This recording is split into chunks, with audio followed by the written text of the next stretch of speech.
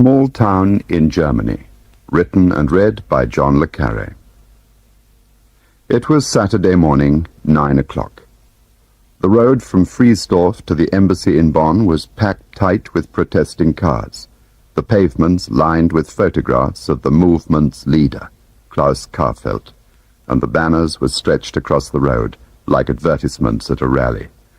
The West has deceived us. Germans can look east without shame. End the Coca-Cola culture now.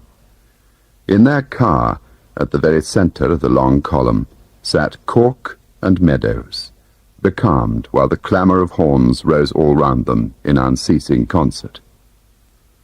"Why don't you get out and walk?" said Meadows gloomily.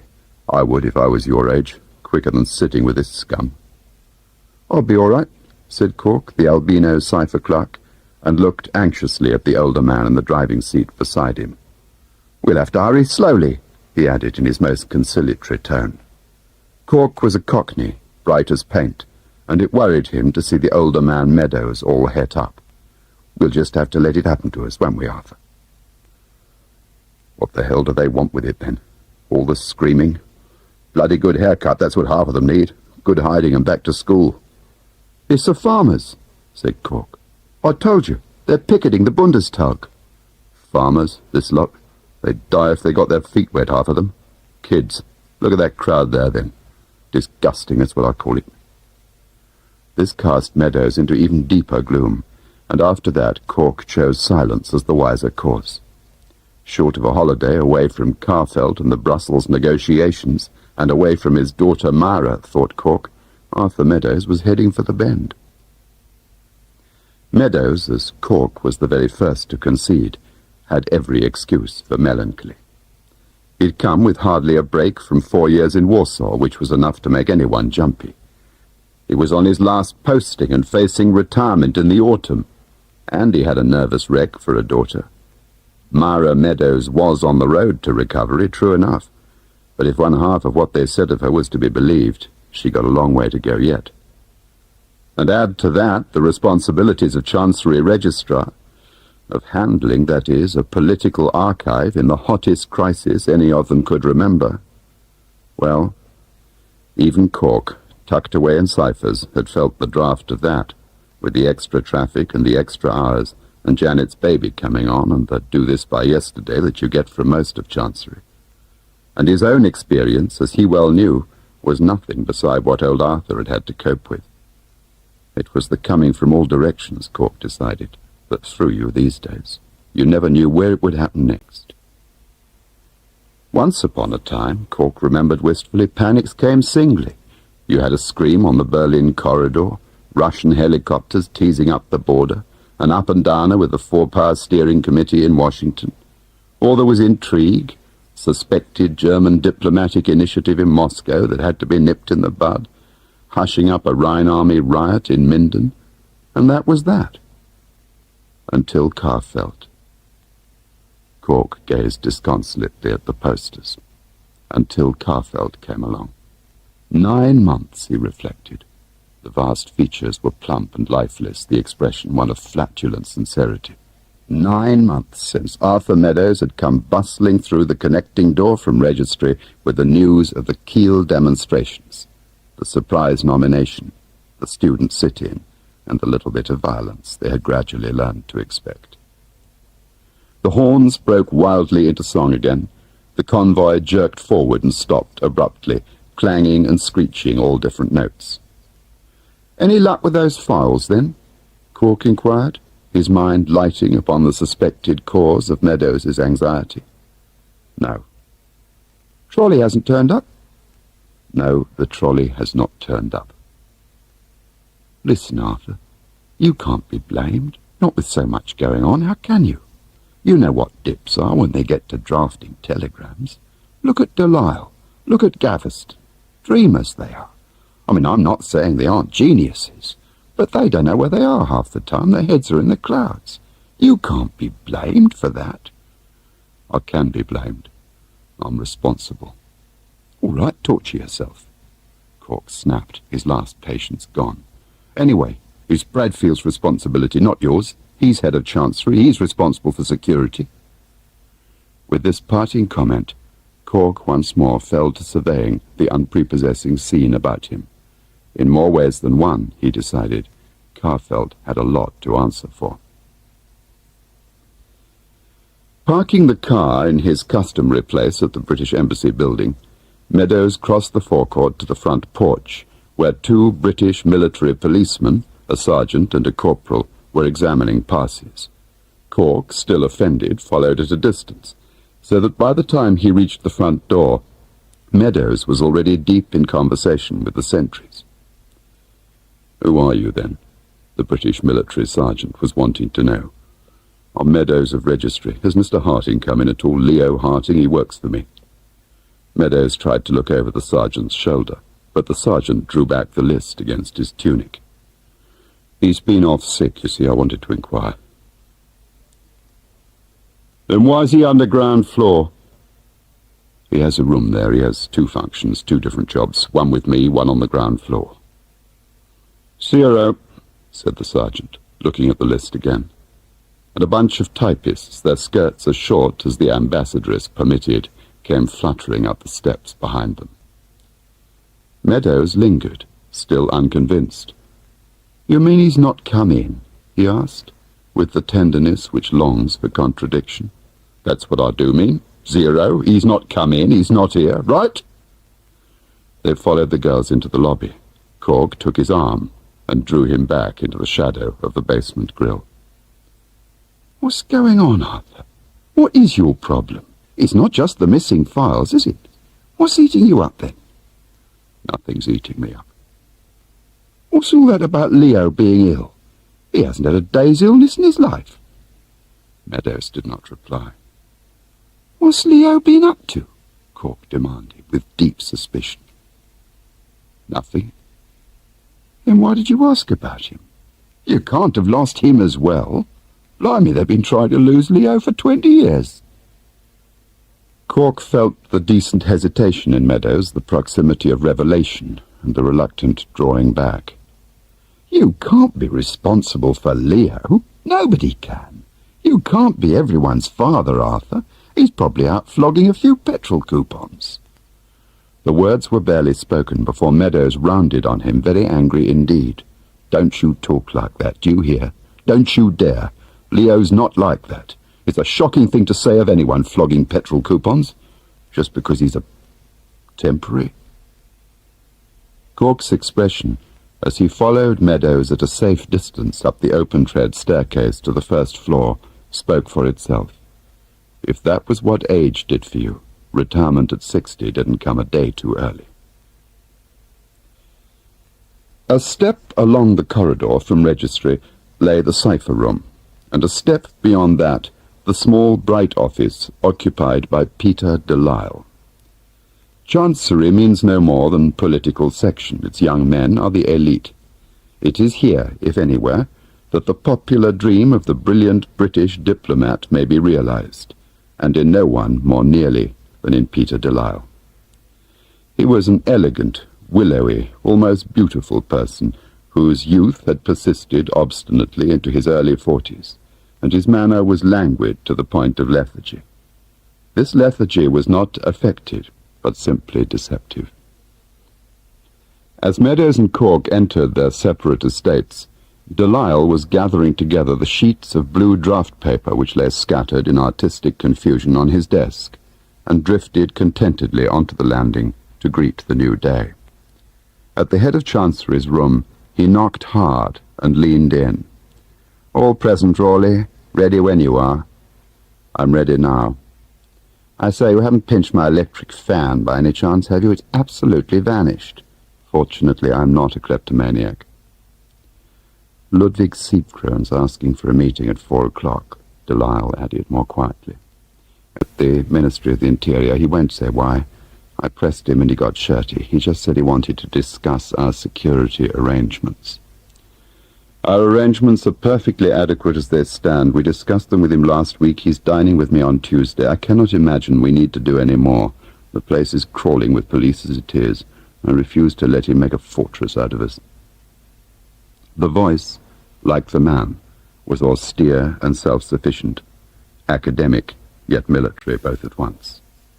A voice which held much in reserve, which guarded its secrets and its sovereignty, drawled out, but bitten short. Taking a step into the room, Delisle closed the door and dropped the latch. "How did it go last night?" "Adequately. You may read the minute if you wish. Meadows is taking it to the ambassador." I imagined that was what Siebkron was ringing about just now. I am not obliged to report to Siebkron, nor do I intend to, and I have no idea why he telephoned at this hour, nor why he should call a meeting. Your imagination is ahead of my own. All the same, I accepted for you. It seemed wise. At what time are we bidden? 4 o'clock. He's sending transport. Rawley Bradfield frowned in disapproval. He's worried about the traffic. He thinks an escort would make things easier, Delisle explained. I see. I thought for a moment he was saving us the expense. It was a joke they shared in silence. At the Chancery meeting that morning they entered singly, Delisle at their head. Those whose habit was to greet one another did so. The rest took their places silently in the half-circle of chairs. Facing them, alone at his steel desk, Bradfield announced, "Shall we begin?" Jenny Pargeter was the information officer and the only woman present. She read querulously. "Apart from the farmers, the main news item is today's incident in Cologne, when student demonstrators assisted by steel workers from Krupp's overturned the American ambassador's car." "The American ambassador's empty car. There's a difference, you know." Bradfield scribbled something. "Peter, you made a telegram during the night. We shall see a copy, no doubt." "It sets out the principal implications." "Which are?" Delisle was equal to this. "That the alliance between the dissident students and Karfeld's movement is progressing fast. That the vicious circle continues. Unrest creates unemployment. Unemployment creates unrest. Halbach, the student leader, spent most of yesterday closeted with Karfeld in Cologne. They cooked the thing up together. Tomorrow's rally in Hanover begins at 10:30, Bradfield continued. "It seems an extraordinary time to demonstrate, but I understand they have a football match in the afternoon. They play on Sundays here. I can't imagine it will have any effect on us, but the ambassador is asking all staff to remain at home after matins unless they have business in the embassy. At Siebkron's request, there will be additional German police at the front and rear gates throughout Sunday, and plainclothes men will also be hanging around." "And plainer clothes," Delisle breathed, recalling a private joke, "I have never seen." "By the way," Delisle addressed them all, using as his focal point that middle air which is the special territory of the British ruling class, "may I ask whether anyone is working on the personalities survey? Meadows is pestering me for it, and I swear I haven't touched it for months." "Who's it marked out to?" "Well, me, apparently." "In that case," said Bradfield shortly, "presumably you drew it." "I don't think I did. That's my point. I'm perfectly happy to take the rap, but I can't imagine what I would have wanted with it." "Well, has anyone got it?" "It's marked out to me, too," whispered Mickey Crabbe from his dark place by the door. "You see, Rawley, They waited.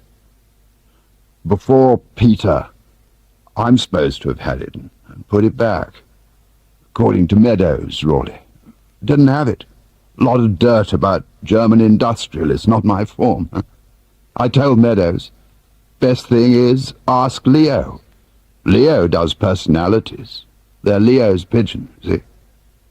He grinned weakly along the line of his colleagues until he came to the window where the empty chair was.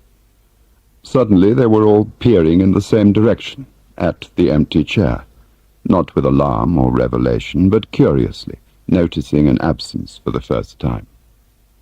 "Where is he?" Bradfield asked. He alone had not followed Crabbe's gaze. "Where's Harting?"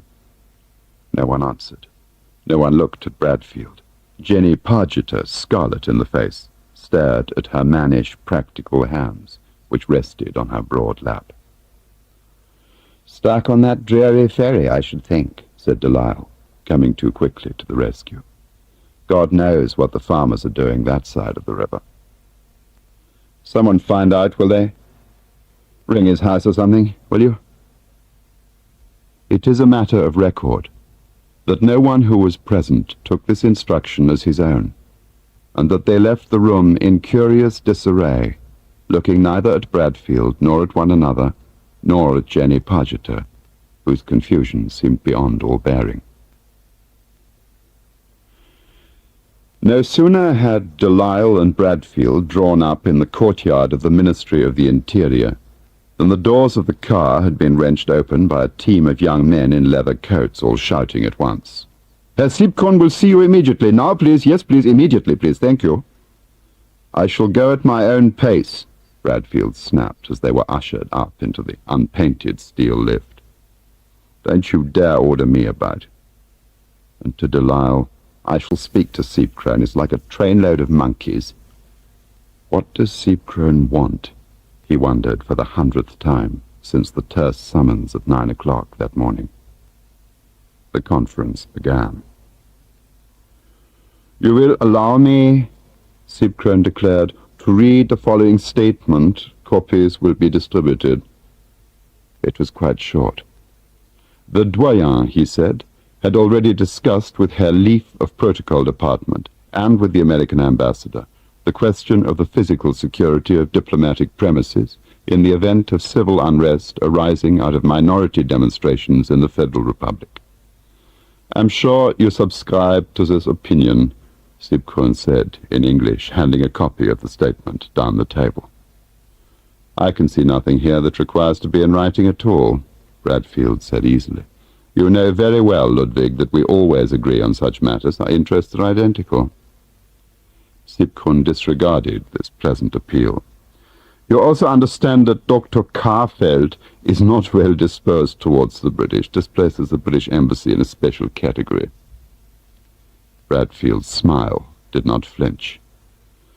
"It has not escaped our notice. We rely on you to see that Herr Carfeld's sentiments are not expressed in physical terms. We have every confidence in your ability to do so." "Precisely." The rest came very fast, thrown down like an ultimatum. "I must accordingly ask you that until further notice all British Embassy staff below the rank of Consular be confined to the area of Bonn. You kindly instruct them that for their own safety they will please be in their residences." He was reading again from the folder before him.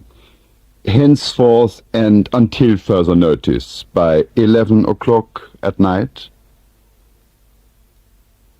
Seepkrone was standing up, the others with him. A terse inclination of the head replaced the obligatory handshake. The door opened and the leather coats led Delisle and Bradfield briskly to the lift. They were in the wet courtyard. The roar of the motorcycles deafened them. The Mercedes swept them into the carriageway. What on earth have we done? Delisle wondered. What on earth have we done to deserve this? Whoever has thrown the rock through Teacher's window? In the English church, on a wooded hill, in a semi-rural avenue away from the centre of Bad Godesberg, the embassy staff took their customary pews that Sunday morning. Having settled into his, Bradfield searched the hymnal for the advertised numbers. Mrs. Vanderlung, the Dutch councillor's wife and currently vice-president of the International Ladies, leaned over her pew to inquire, in a breathy, somewhat hysterical undertone, why there was no organist. Bradfield glanced at the little lighted alcove, at the empty stool, and in the same instant he appeared to become aware of the embarrassed silence all around him, which was accentuated by the creaking of the west door, as Meadows, whose turn it was to act as sidesman, closed it without benefit of a voluntary. Rising quickly, Bradfield walked down the aisle. From the front row of the choir, John Gaunt, the Chancery Guard, watched with veiled apprehension. Jenny Pargeter, upright as a bride, looked stiffly ahead of her, seeing nothing but the light of God. Janet Cork, wife of the cipher clerk, stood beside her, her mind upon her unborn child. Her husband was in the embassy, serving a routine shift in the cipher room. "Where the devil's hearting?" Bradfield asked Meadows. "He's vanished," I've checked everywhere. Sick list, the doctor. I've been to his house. His car's in the garage. He's not used his milk. No one's seen or heard of him since Friday. It's a special occasion for my daughter's birthday. But he didn't come to that either. He's got engagements, but he was going to look in. He promised her a hairdryer as a present. It's not like him. Mr. Bradfield, it's not his way at all. You said a hairdryer. He's giving your daughter a hairdryer. It was a moment of deliberate inconsequence, of deliberate slowness, perhaps, a nervous gesture before battle was joined. Meadows, at least, construed it thus. He'd ordered it specially. Never mind, said Bradfield, and was about to turn away when Meadows addressed him once more. The file's gone. The green file for the special minutes. It's been gone since Friday. Alan Turner's shoes were of a heavy brown brogue and much repaired at the welts. He wore a stained tropical suit and carried a stained canvas bag. He was a big, lumbering man, fair-haired, plain-faced and pale, with the high shoulders and square fingers of an alpinist, and he walked with the thrusting slowness of a barge, a broad, aggressive policeman's walk, wilfully without finesse. His age was hard to guess. He could alarm the young with age and the aged with his youth. His colleagues had long ceased to speculate. It was known that he was a late entrant, never a good sign, and a former fellow of St. Anthony's College, Oxford, which takes all kinds of people. The official Foreign Office publications were reserved. While they shed a merciless light on the origin of all their other Turners, in the matter of Alan they remained tight-lipped, as if, having considered all the facts, they felt that silence was the kindest policy. "Mr. Lumley's looking for you," said the porter at the London office. "When you can spare a minute, I'm sure. All packed for Germany, I see."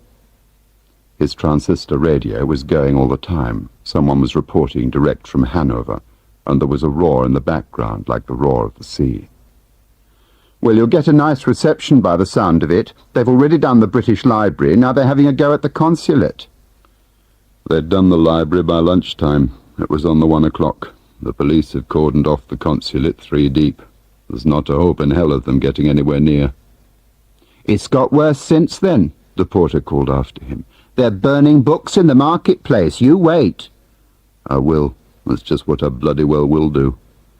His voice was awfully quiet, but it carried a long way, a Yorkshire voice, and common as a mongrel.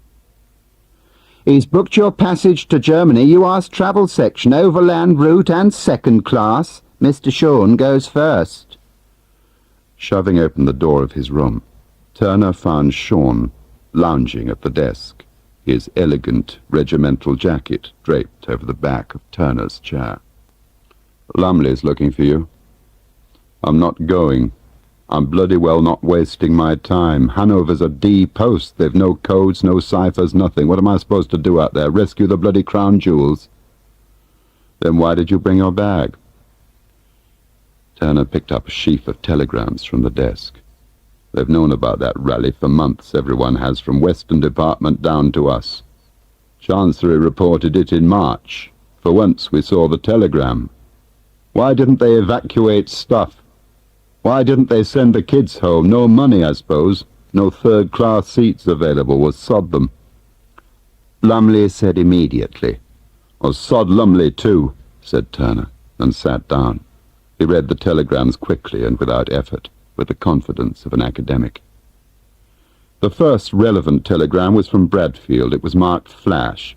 It had been dispatched at 11:40 and submitted to the resident clerk at 2:28.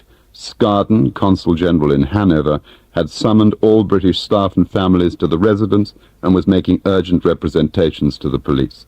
The second telegram consisted of a Reuters news flash timed at 11:53. Demonstrators had broken into the British Library. Police were unequal to the situation. The fate of Fräulein Eick, the librarian, was unknown. There followed a long, if hastily compiled, summary of broadcasts and bulletins. This, too, Turner studied with close application. No one, it seemed, and least of all those who had been present, were able to say precisely what had triggered off the riot, nor what had attracted the crowd towards the library in the first place. Though demonstrations were now a commonplace of the German scene, a riot on this scale was not. Federal authorities had confessed themselves deeply concerned. Herr Ludwig Siebkron of the Ministry of the Interior had broken his habitual silence to remark to a press conference that there was cause for very real anxiety. An immediate decision had been taken to provide additional protection for all official and quasi-official British buildings and residences throughout the Federal Republic. The British ambassador, after some initial hesitation, had agreed to impose a voluntary curfew on his staff. Accounts of the incident by police, press, and even delegates themselves were hopelessly confused. "This Ike," Turner said at last. "What's the latest about her?" "She's as well as can be expected." "How well's that?" "That's all they said." "Oh, fine." "Fortunately, neither Fräulein Eich nor the library are a British responsibility. The library was founded during the occupation, but handed over to the Germans quite soon afterwards. It's now controlled and owned exclusively by the Land Authority. There's nothing British about it." "So they've burnt their own books?" Sean gave a startled smile. "Well, yes, actually," he said. "Come to think of it, they have. It's rather a useful point. I might even suggest it to press section." The telephone was ringing. Sean lifted the receiver and listened. "It's Lumley," he said, putting his hand over the mouthpiece. "The porter told him you're in." Turner appeared not to hear. He was studying another telegram. It was quite short, 2 paragraphs, not more. It was headed "Personal for Lumley" and marked "Immediate," and this was the second copy, passed to Turner. "He wants you, Alan?" Sean held out the receiver. Turner read the text once and then read it again.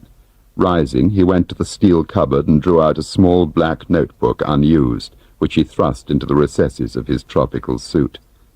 "You stupid bugger," he said very quietly from the door. "Why don't you learn to read the telegrams? We've got a bloody defector on our hands." He held up the pink sheet of paper for Sean to read. "A planned departure, that's what they call it. 43 files missing, not one of them below confidential. 1 green classified maximum and limit gone since Friday. I'll say it was planned." Leaving Sean with the telephone still in his hand, Turner thudded down the corridor in the direction of his master's room. Lumley had a folder open before him, and his old hand rested on it like a claw. "We know nothing about him. He's not even carded. As far as we're concerned, he doesn't exist. He hasn't even been vetted, let alone cleared. I had to scrounge his papers from personnel. And there's a smell, that's all, a foreign smell. Refugee background, emigrated in the 30s, farm school, pioneer corps, bomb disposal. He gravitated to Germany in 45. Temporary sergeant, control commission, one of the old carpetbaggers by the sound of it, professional expatriate. There was one in every mess in occupied Germany in my day. Some survived, some drifted into the consulates. Quite a few of them reverted, went into the night, or took up German citizenship again. No childhood, most of them, that's the trouble. What's his access? Obscure. His function is listed as claims and consular, whatever that means. He has diplomatic rank, just. A second secretary at his age. You know the kind of arrangement. Unpromotable, unpostable, unpensionable. Chancery gave him living space. Not a proper diplomat. Lucky bloke. Lumley let that go.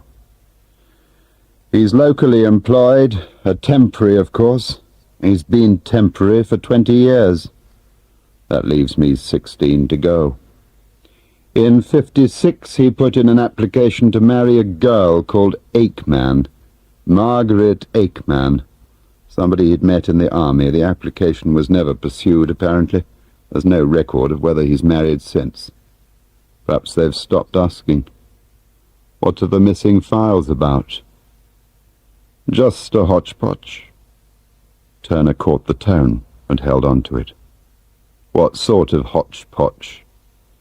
Policy, not your field at all. You mean I can't know? I mean you needn't know. You're to cable me every day. Bradfield is arranging facilities, but don't ring me. Do you understand? That direct line is a menace. He closed the folder.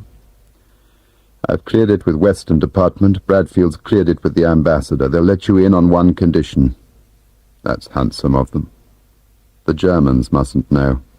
Not on any account. They mustn't know he's gone. They mustn't know we're looking for him. They mustn't know there's been a leak. What if he's compromised secret NATO material? That's as much their pigeon as ours. Decisions of that kind are none of your concern. Your instructions are to go gently. Don't lead with your chin. Do you understand? Turner said nothing.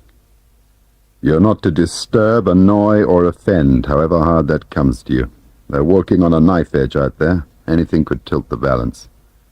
Now, tomorrow, any time. Delisle picked Turner up from the airport. He had a sports car that was a little too young for him, and it rattled wildly on the wet cobble of the villages. "Do you always get an escort?" Turner asked him. The black Opel lay 30 yards behind them. It was neither gaining nor losing ground. Two pale men sat in the front, and the headlights were on. "They're protecting us, that's the theory. Perhaps you've heard of our meeting with Siebkron." They turned right, and the Opel followed them.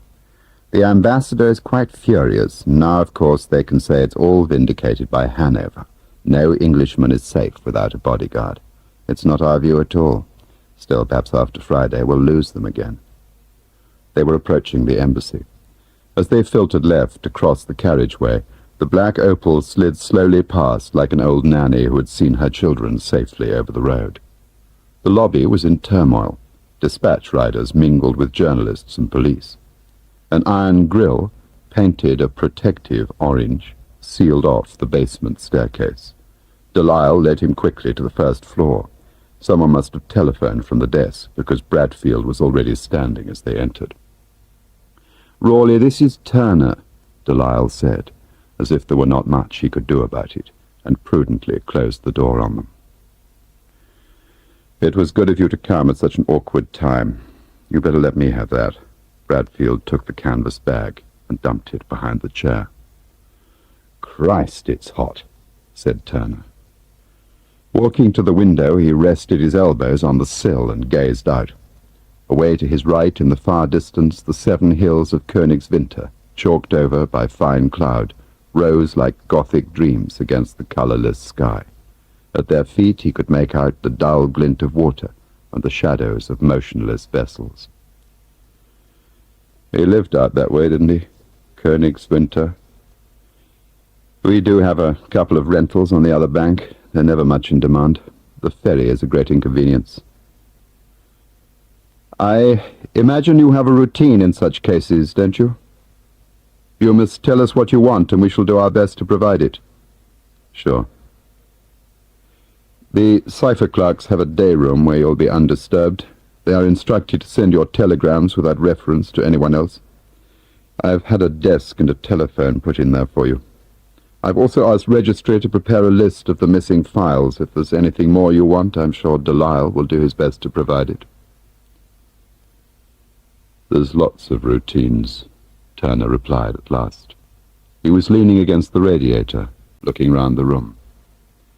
"In a country like this, it should be dead simple. Call in the police, check hospitals, nursing homes, prisons, Salvation Army hostels, circulate his photograph and personal description, square the local press. Then I'd look for him myself." "Look for him? Where?" "In other people. In his background. Motive, political associations, boyfriends, girlfriends, contacts. Who else was involved? Who knew? Who half knew? Who Quarter knew? Who ran him? Who did he meet and where? How did he communicate? Safe houses, pick-up points. How long's it been going on? Who's protected him? Maybe. That's what I call looking. Then I'd write a report, point the blame, make new enemies." He continued to examine the room, and it seemed that nothing was innocent under his clear, inscrutable eye. That's one routine. That's for a friendly country, of course. Most of what you suggest is quite unacceptable here. Oh, sure, I've had that already from Lumley. Perhaps before we go any further, you'd better have it from me as well.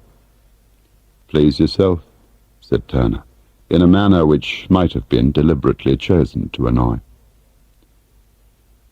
I imagine that in your world secrets are an absolute standard. They matter more than anything. Those who preserve them are your allies, and those who betray them are your quarry. Here that is simply not the case. As of now, the local political considerations far exceed those of security. Suddenly, Turner was grinning. They always do, he said. It's amazing. Here in Bonn, we have at present one contribution to make: to maintain at all costs the trust and goodwill of the federal government, to stiffen their resolve against mounting criticism from their own electorate. The coalition is sick.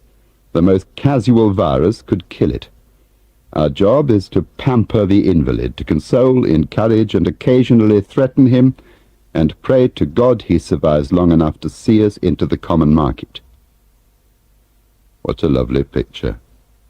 Turner was looking out of the window again.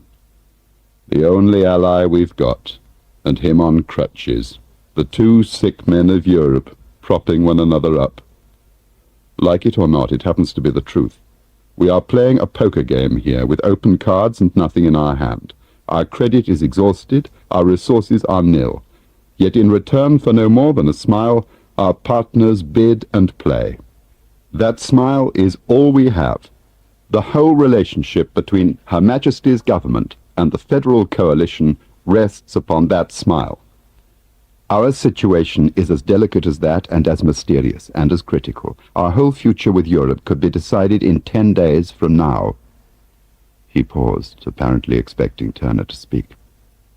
It is no coincidence that Carfeld has chosen next Friday for his rally in Bonn.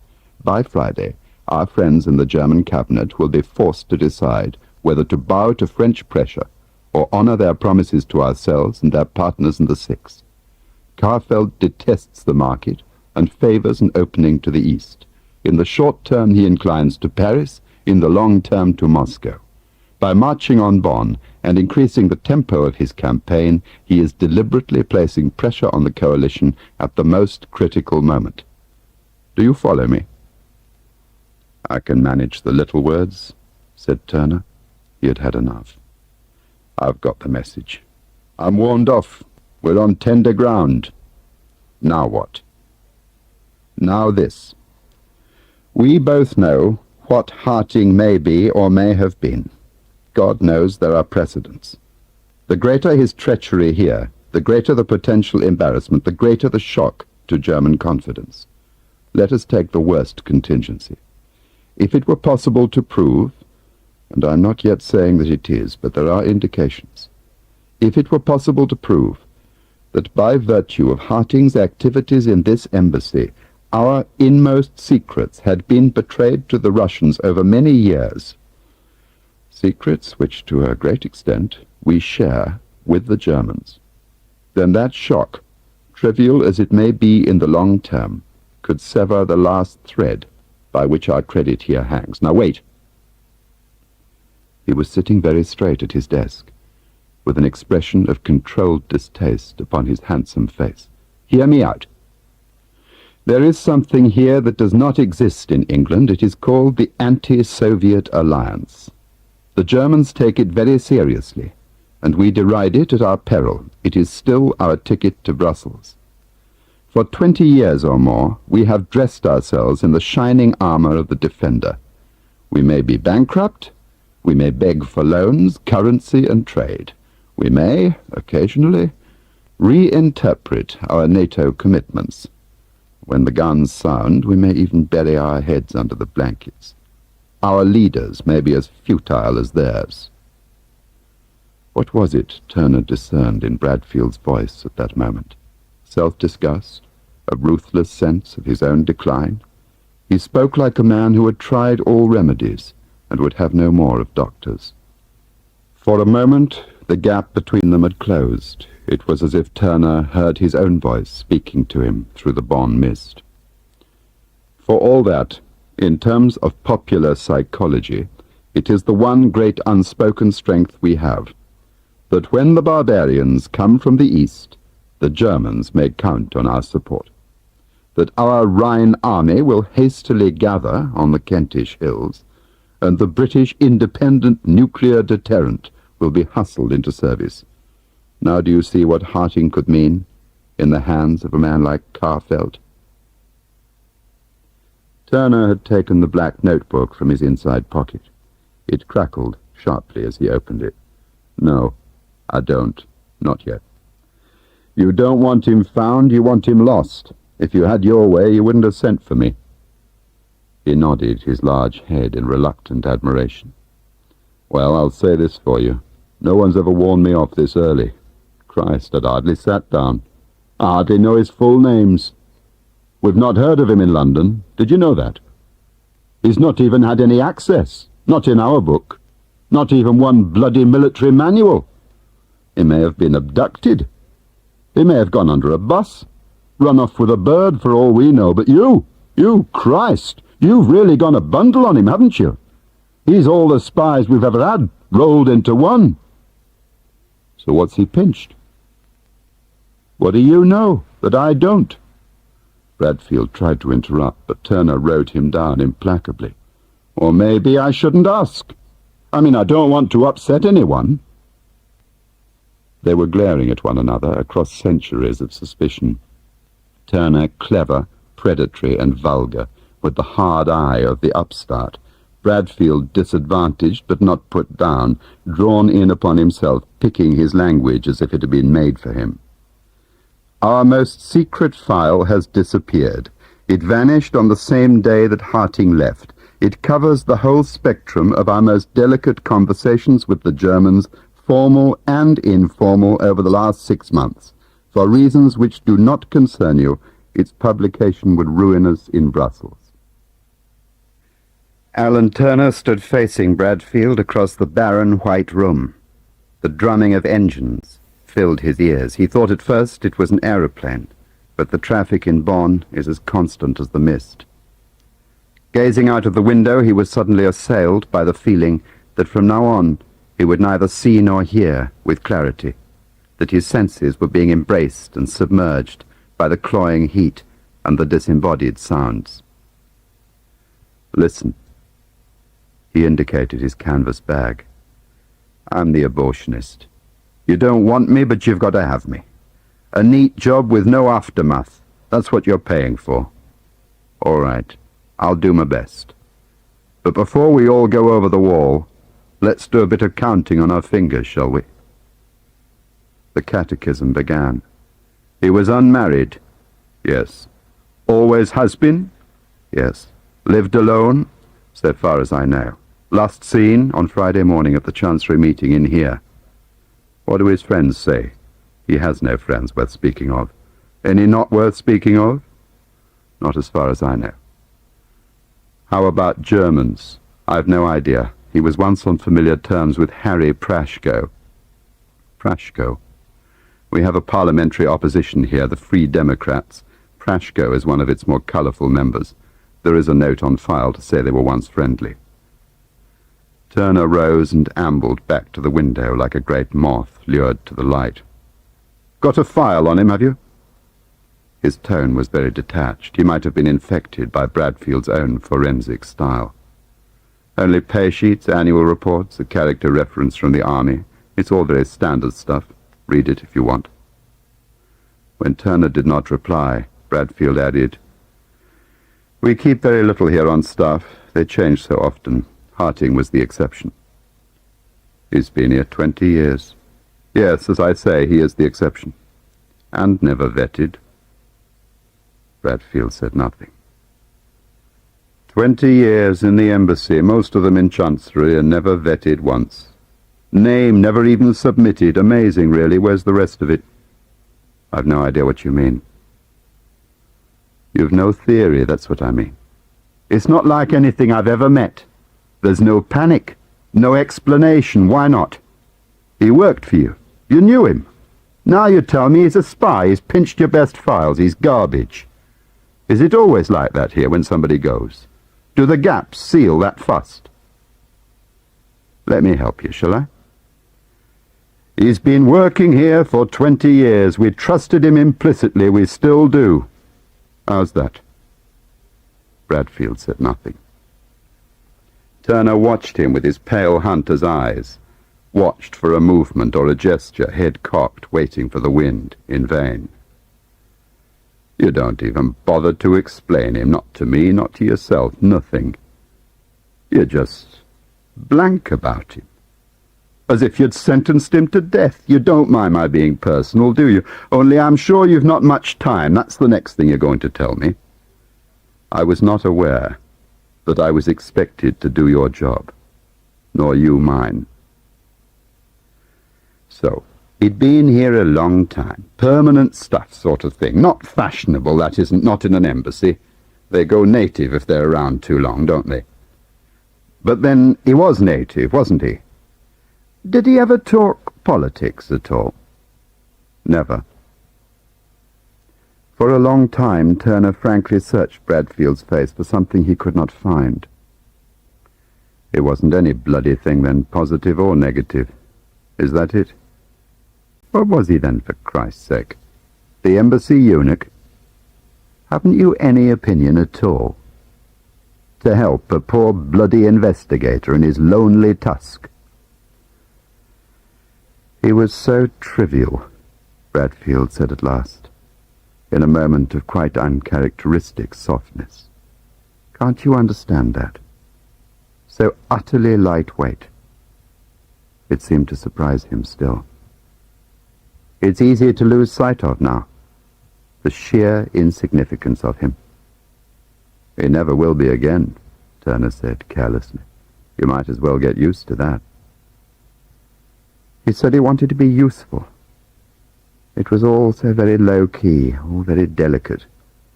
He'd noticed Miles Gaveston was under strain, what with the Berlin disturbances and the Hanover students and various other pressures. Might he not help out? So you said yes. Oh, I agreed to it. On a purely provisional basis, of course. An interim arrangement. I assumed we would give him notice in December when his contract ran out. Until then he could fill in his time with whatever small jobs he could find. You were sorry for him. Why won't you admit it? It's a fair enough reason, for God's sake. Yes, I suppose I was. That first time I was actually sorry for him. He was smiling, but only at his own stupidity. Did he do the work well? Bradfield shrugged. I gave him another year. Which expired last December, like a license, really, a license to work, to be one of us, a license to spy. And you renewed it a second time? Yes. Why? Once more Turner was aware of that hesitation which seemed to signify concealment. We were understaffed and overworked. The inspectors had already reduced us by 2 against my most strenuous advice. He began by saying he didn't feel he was pulling his weight. He'd had a good year, but he felt he could do more. These were bad days. He would like to feel he was really helping to get things on an even keel. I asked him what he had in mind. I thought he just about swept the board by then. He said, well, it was December. That was the nearest he ever came to referring to his contract. And he had naturally been wondering about the personalities survey. The what? Biographies of prominent figures in German life, our own confidential who's who. Much of the material is highly unflattering, some of it is derived from secret sources. And Chancery edits this survey. Yes, once again he had chosen very accurately. It was another of those chores which interfered with our proper duties. It was already overdue. Delisle, who should have compiled it, was in Berlin. It was becoming a confounded nuisance. So you gave him the job. On a provisional basis, yes. Until the next December, for instance. And the question of vetting never crossed your mind? No, never. Well, we all have our moments. And that's how he got his access, I suppose. There's more to it than that. More? That's just about the lot, isn't it? We not only have archives here, we have a destruction program as well. It's been running for years. The purpose is to keep registry space available for new files and to get rid of old ones we no longer need. It sounds a somewhat academic project, and in many ways it is. Nevertheless, it happens to be vital. So Harting proposed himself for that task, too. Precisely. Where did he actually do this work? In his room? In Chancery Registry, where the most sensitive documents are kept. He had the run of the strong room. He could draw whatever he wanted, provided he didn't overplay his hand. There isn't even any record of what he did look at. There are also some letters missing. The registrar will give you the details. Slowly, Turner stood up, brushing his hands together, as if they had sand on them. Of the 40-odd missing files, 18 are drawn from the Personalities Survey and contain the most sensitive material on high-ranking German politicians. A careful reading would point clearly to our most delicate sources. The rest are top secret and cover Anglo-German agreements on a variety of subjects. Secret treaties, secret codicils to published agreements. If he wished to embarrass us, he could hardly have chosen better. Some of the files go right back to 48 or 9. And the one special file? It's what we call a green. It is subject to special procedures. How many greens are there in this embassy? This is the only one. It was in its place in Registry Strong Room on Thursday morning. The registrar noticed its absence on Thursday evening and assumed it was in operation. By Saturday morning he was deeply concerned. On Sunday he reported the loss to me. I'll begin with his room. The Chancery Guard has the keys. They're expecting you. Ask for McMullen. I want to see his house, his friends, his neighbours. If necessary, I'll talk to his foreign contacts. I'll break whatever eggs I've got to, no more, no less. If you don't like it, tell the ambassador. Who's the registrar? Meadows. Arthur Meadows. I believe so. Something held Turner back. A reluctance, a hint of uncertainty, almost of dependence. A middle tone quite out of character with anything that had gone before. Meadows was in Warsaw, wasn't he? That's correct. And Meadows has a list of the missing files, has he? And letters? And Harting worked for Meadows, of course. Of course. He's expecting you to call on him. The door was opened from the outside by Delisle. His gentle features were drawn and solemn. Ludwig Siebkron rang. The exchange had orders not to put through your calls. I spoke to him myself. Well, about the librarian, Eich, the wretched woman they beat up in Hanover. About her? I'm afraid she died an hour ago. Bradfield considered this intelligence in silence. Find out where the funeral is. The ambassador must make a gesture. A telegram to the dependents rather than flowers, nothing too conspicuous. Just his deepest sympathy. He was poised and perfectly in control. If you require anything, he added to Turner, you'll tell Delisle, will you? Are you McMullen? Turner asked the embassy guard. McMullen's off duty, sir. He's gone down to Naffy. Who are you? Gaunt, sir. I'm standing in for him.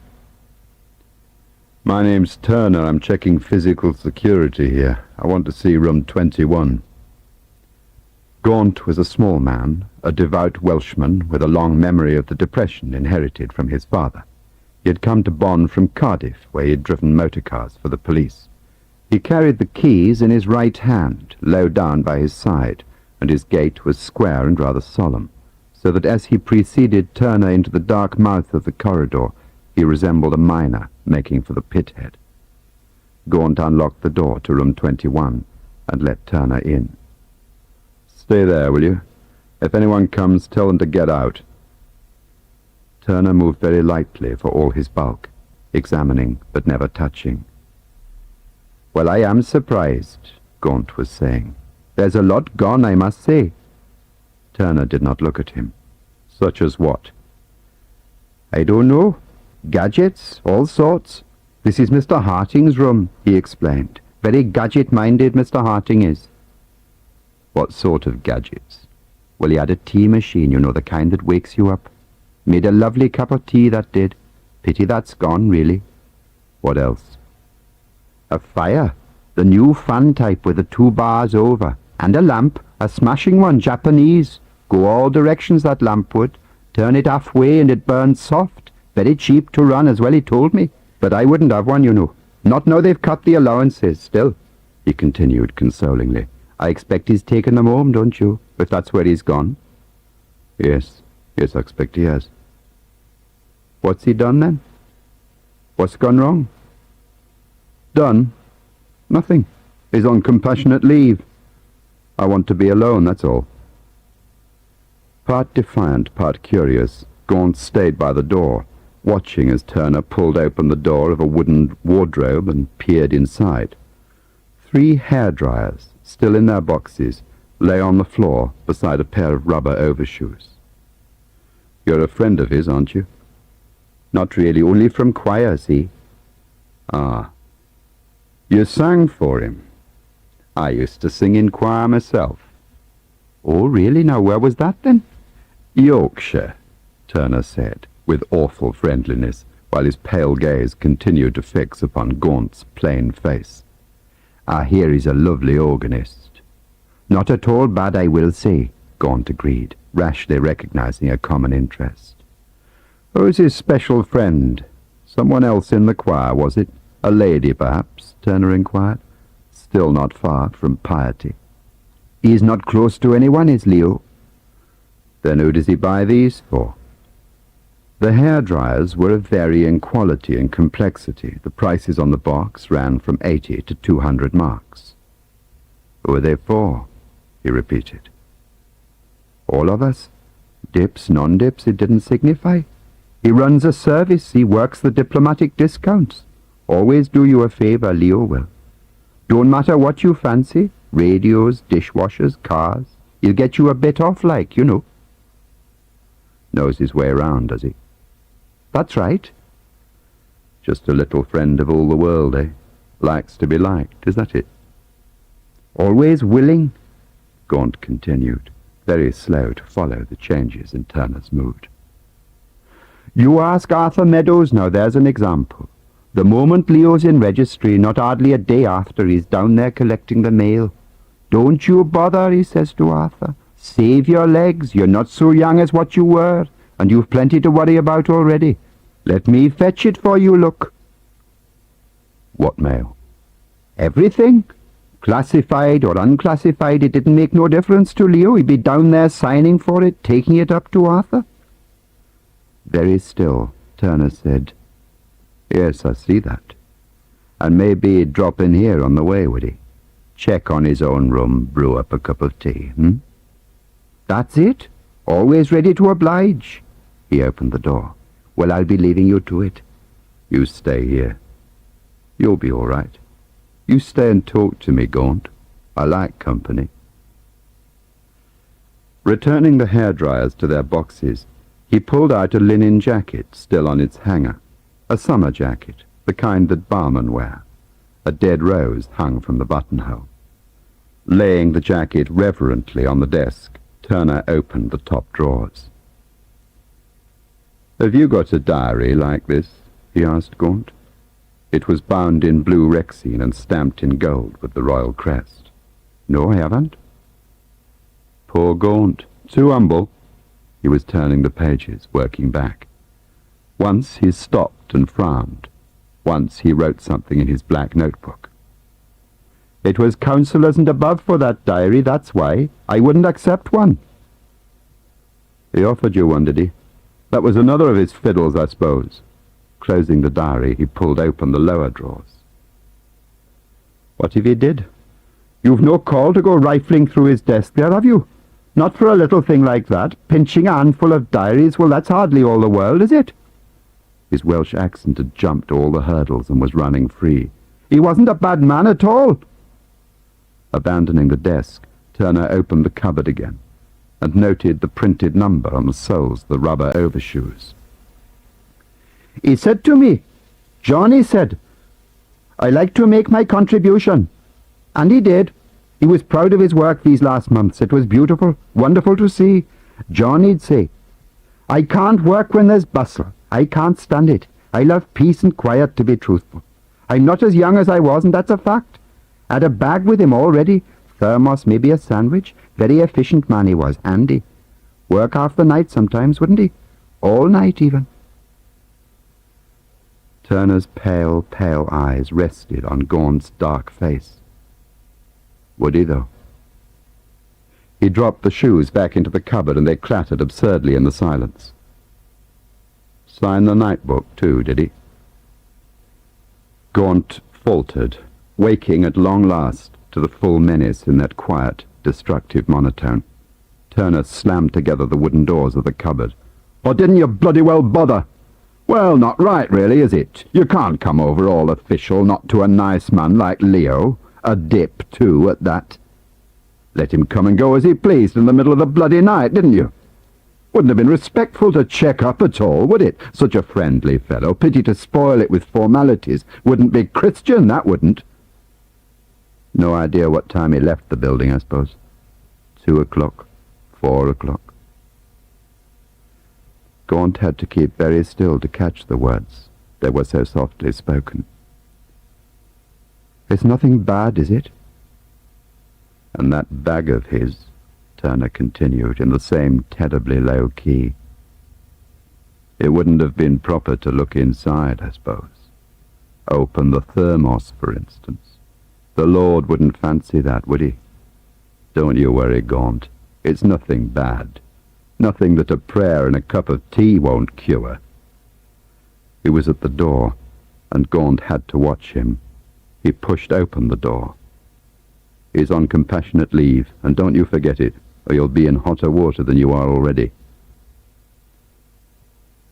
In the registry, Meadows was waiting for him.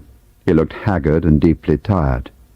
He did not move as Turner came towards him, pushing his way between the desks and files, but watched him dully and with contempt. "Why did they have to send you? Haven't they got anyone else? Who are you going to wreck this time?" They stood in a small sanctum, a steel-lined tank which served both as a strong room and an office. Of all the people I swore I'd never see again, Turner was at the top of the list. All right, all right. You're not the only one. Let's get it over, shall we?" They sat down. "She doesn't know you're here," said Meadows. "I'm not going to tell her you're here." "All right."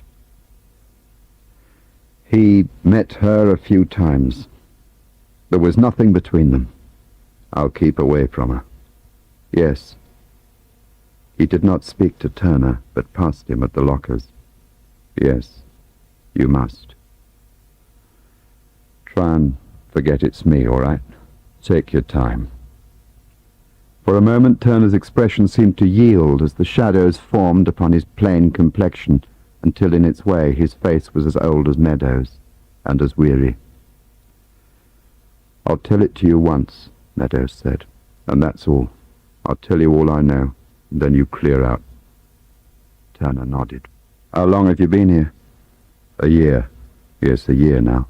Straight from Warsaw. We did a spell in London in between.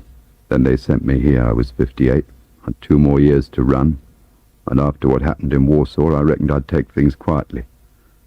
I wanted to cure her, get her right again." "I understand." "I thought he had his eye on Myra, to be honest," Meadows said. "I watched out for that, I don't mind admitting. But there wasn't a breath of it, not on either side. Goodness knows I'm sharp enough on that, after Warsaw." "I believe you are." "I don't care whether you believe me or not. It's the truth I'm telling you." "He had a reputation for the girls as well, did he?" "A bit." "Who was he going with?" "I'll go on with the story if you don't mind," Meadows said, looking at his hands.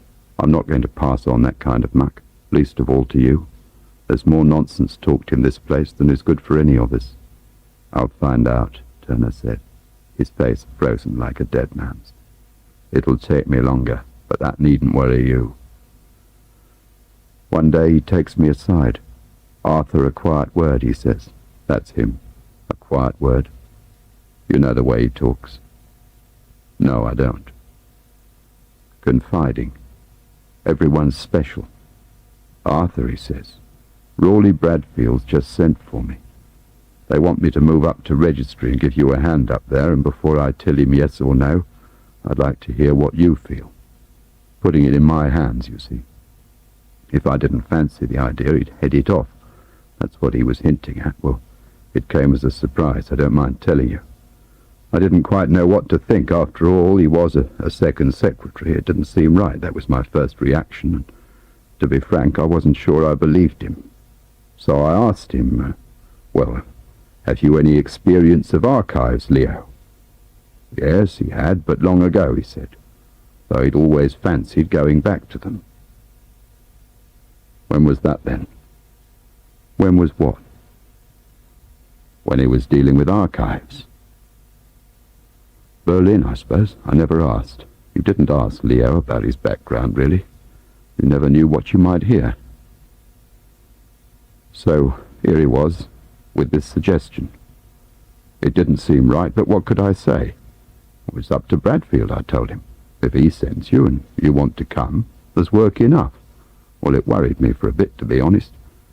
I even thought of talking to Bradfield about it, but I didn't. Best thing is, I thought, let it blow over. I'll probably hear no more of it. And for a time, that's just what happened. Myra was bad again. And there was the leadership crisis at home and the gold row in Brussels. And as for Carfeld, he was going hammer and tongs all over the place. There were deputations out from England, trade union protests, old comrades, I don't know what. Registry was a beehive, and Leo Harting went clean out of my mind. I mean, he didn't rate. There was too much else to think of. I get it. The next thing I knew was Bradfield sends for me. It was just before the holiday, about the 20th of December. First, he asked me how I'm getting along with the destruction program. I was a bit put out. We'd really been going in those last months. Destruction was about the last thing anyone had been bothering with. Go carefully now. I want the fat as well as the lean. I said it was hanging fire. Well, he says, how would I feel if he sent me someone to help out with it, come and work in registry and bring it up to date? There'd been the suggestion, he said, nothing definite, and he wanted to sound me out first. There'd been the suggestion Harting might be able to lend a hand. Whose suggestion? He didn't say. It was suddenly upon them, and each in his way was mystified. Whoever suggested anything to Bradfield? It makes no sense. That's rather what I wondered. So you said you'd have him? No, I told him the truth. I said I didn't need him. You didn't need him. You told Bradfield that. Don't press me like that. Bradfield knew very well I didn't need anyone. Not for destruction, anyway. I'd been on to library in London. I'd spoken to them back in November. That was once the Carfeld panic began. I'd told them I was worried about the program. I was way behind. Could I let it go till the crisis was over? Library told me to forget it. Turner stared at him. And Bradfield knew that? You're certain Bradfield knew? I'd sent him a minute of the conversation. He never even referred to it. Afterwards, I asked that PA of his, and she was certain she'd put it up to him. Where is it? Where's the minute now? Gone. It was a loose minute. It was Bradfield's responsibility whether he preserved it or not. But they'll know about it in library, all right. They were quite surprised later on to find we bothered with destruction at all. Who did you speak to in library? Once to Maxwell, once to Cowdrey. Did you remind Bradfield of that? I began to, but he just cut me off. Closed right down on me. It's all arranged, he says. Harting's joining you mid-January, and he'll manage personalities and destruction. So lump it, in other words. You can forget he's a diplomat, he said. Treat him as your subordinate. Treat him how you like. But he's coming mid-January, and that's a fact. You know how he throws people away, especially Harty." Turner was writing in his notebook, but Meadows paid no attention. "So that's how he came to me. That's the truth. I didn't want him. I didn't trust him, not completely anyway. And to begin with, I suppose I let him know it. We were just too busy. I didn't want to waste time breaking in a man like Leo. What was I supposed to do with him? I said to Leo when he came, 'Leo, look, just keep out of the way. Don't get between my feet and don't go bothering other people.' Well, he took it like a lamb. 'Righto, Arthur,' he says. 'Whatever you say.' I asked him whether he'd got something to get on with. 'Yes,' he said. 'Personalities would keep him going for a bit.'" "It's like a dream," Turner said softly, looking up at last from his notebook. "It's a lovely dream. First of all he cons you, then he cons Bradfield, and within a couple of months he's got the pick of registry. How was he? Cocky? I should think he couldn't hardly stand up for laughing." "He was quiet, not cocky at all. Subdued, I'd say. Not at all what they told me he was like." "Who?" "Oh, I don't know. There's a lot didn't like him. There's a lot more were jealous of him." "Jealous? Of Leo?" "Well, he was a diplomat, wasn't he? Even if he was a temporary. They said he'd be running the place in a fortnight, taking 10% on the files. You know the way they talk. But he changed. They all admitted that, even young Cork and Johnny Slingo. You could almost date it, they said, from when the crisis began. It sobered him down." Meadows shook his head as if he hated to see a good man go wrong. "And he was useful." "Don't tell me. He took you by surprise." "He took to the job like a duck to water. I was amazed. He was happy, that was the first thing. It tickled him, working in here, and quite soon it tickled me having him. He liked the company. The only thing we ever really minded was those ruddy cigars he smoked. Javanese Dutch, I believe they were. Stank the place out. We used to tease him about them, but he wouldn't budge. Still, I think I miss them now."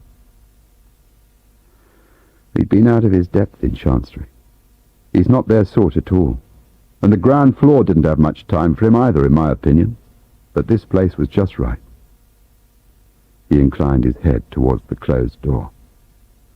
"It's like a shop in there sometimes. You have the customers and you have one another. Johnny Slingo, Valerie, well, they took to him too, and that's all there is to it. They were all against him when he came. They all took to him within a week, and that's the truth of it. He's got a way with him, Leo has. I know what you're thinking. It flattered my ego, I suppose you're going to say. All right, it did. Everyone wants to be liked, and he liked us. All right, I'm lonely. Myra's a worry. I've failed as a parent, and I've never had a son. There was a bit of that about it too, I suppose, although there's only 10 years between us. Perhaps it's him being, well, being little that makes the difference." "Go for the girls, did he?" Turner asked, more to break the uncomfortable silence than because he had been preparing questions in his mind. "Only banter. Ever hear of a woman called Aikman?" "No. Margaret Aikman. They were engaged to be married, her and Leo, once." "No." "Did he ever mention politics?" "No." "What did he say about Carfelt?" "Oh, he was concerned, naturally. That's why he was so glad to be helping out." "Oh, sure." "It was trust," Meadows said defiantly. "You wouldn't understand that."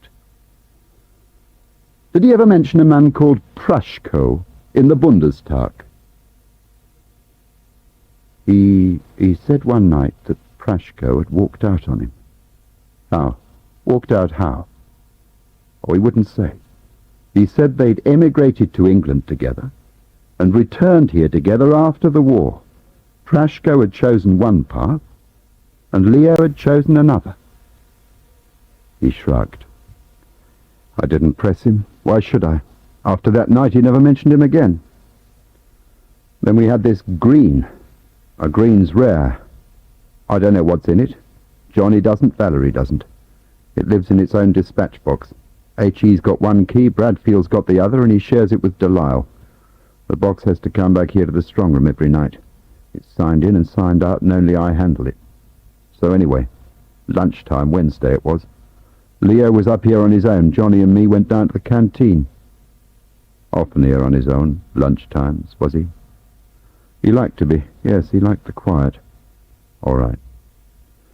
There was a big queue at the canteen. I can't stand queuing, so I said to Johnny, you stay here, I'll go back and do a spot of work and try again in half an hour. So I came in unexpectedly. Just walked in. No Leo, and the strong room door open. And there he was, standing there with the green dispatch box. What do you mean, with it? Just holding it, looking at the lock as far as I could make out, just curious. He smiled when he saw me, cool as anything. He's sharp, I've told you that. Arthur, he says, you've caught me at it. You've discovered my guilty secret. I said, what the hell are you up to? Look what you've got there in your hands, just like that.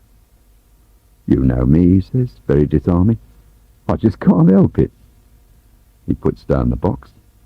I was actually looking for some 707s. You don't happen to have seen them anywhere, do you, for March and February 58, something like that? So then what? I read him the riot act. What else could I do? I said I'd report him to Bradfield. A lot. I was furious. But you didn't. No. Why not? You wouldn't understand. You think I'm soft in the head, I know. It was Mara's birthday Friday. We were having a special do. Leo had choir practice and a dinner party. Dinner party? Where? He didn't say. There's nothing in his diary says dinner party. That's not my concern. Go on. He'd promised to drop in sometime during the evening and give Myra her present. It was going to be a hairdryer. We'd chosen it together. He shook his head again. How can I explain it? I've told you.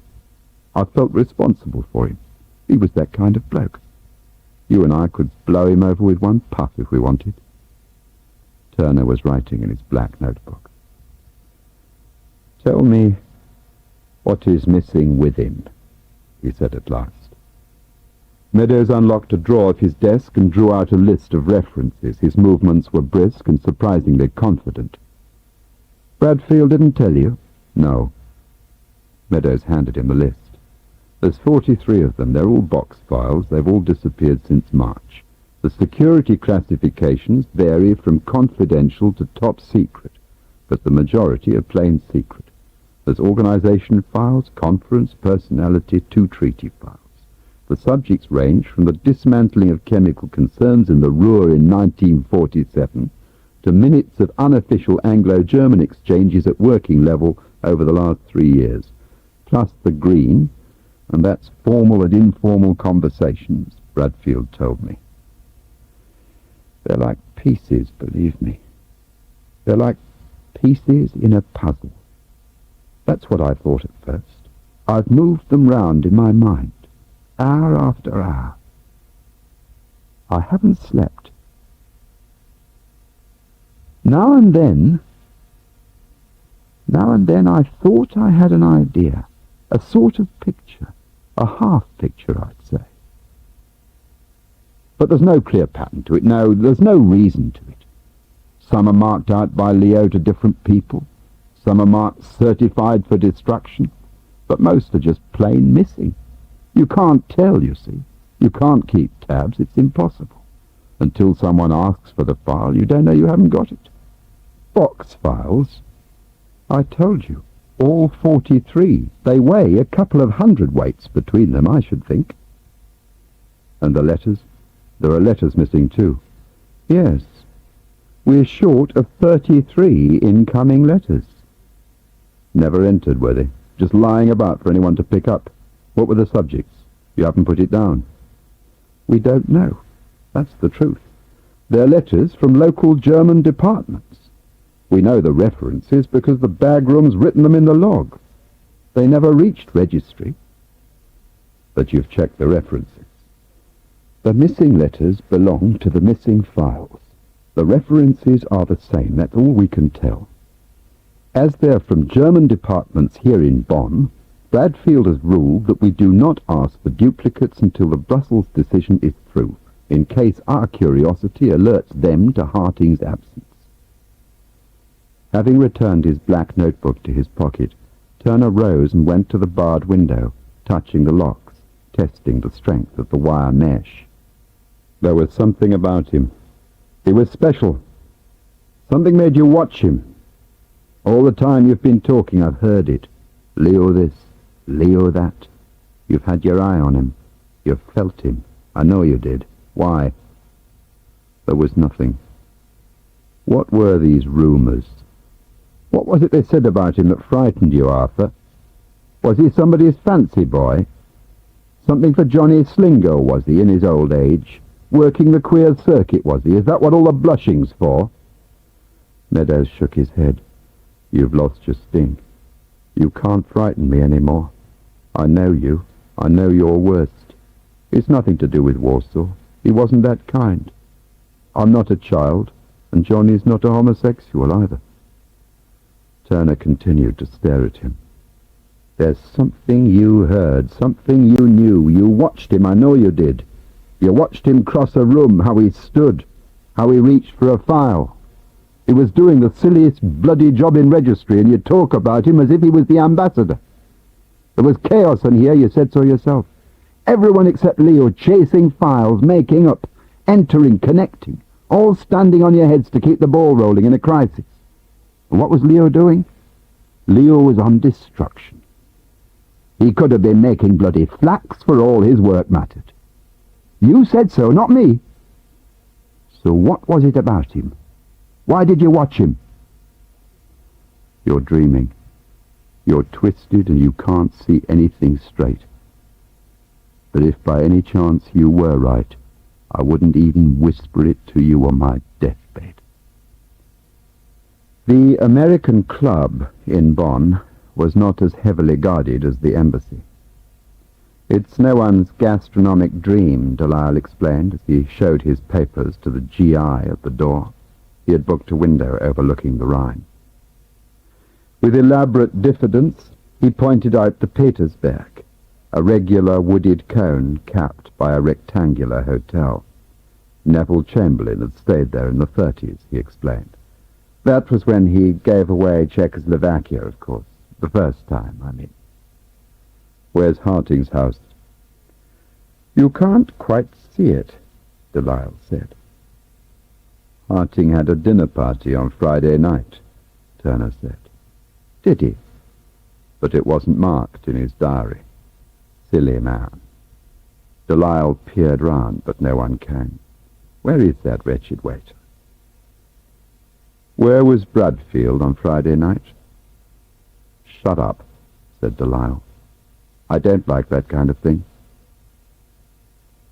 Compelled, apparently, by a single urge, the foreign correspondents had left their bar and were floating in a long shoal towards the centre table already prepared for them.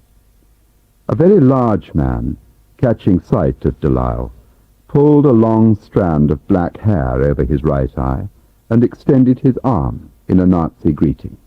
Delisle lifted his glass in reply. That's Sam Allerton, he explained in an aside. He really is rather a pig.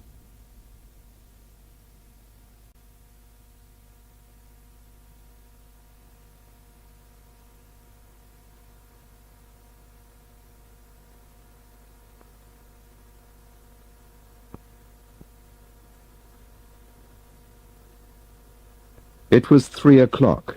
A white sun had broken through the clouds. Turner and Delisle sat in the garden of the American Club under beach umbrellas, sipping their brandy and watching the diplomatic daughters volley and laugh in the wet, red clay of the tennis courts. Prashko, I suspect, is a baddie, Delisle declared. We used to have him on the books long ago, but he went sour on us. He yawned. Prashko was quite dangerous in his day. A political pirate. He's a free Democrat, you know. Or did Raleigh tell you? That's a home for lost causes, if ever there was one. They've got some very weird creatures in that party. But he was a friend. You are innocent, Delisle said drowsily. Like Leo. We can know people all our lives without becoming friends. We can know people 5 minutes and they're our friends for life. Is Prashko so important? He's all I've got, said Turner. It's all I've got to go on. He's the only person I've heard of who knew him outside the embassy. He was going to be best man at Leo's wedding. Wedding? Leo? Delisle sat bolt upright, his composure gone. He was engaged long ago to somebody called Margaret Aikman.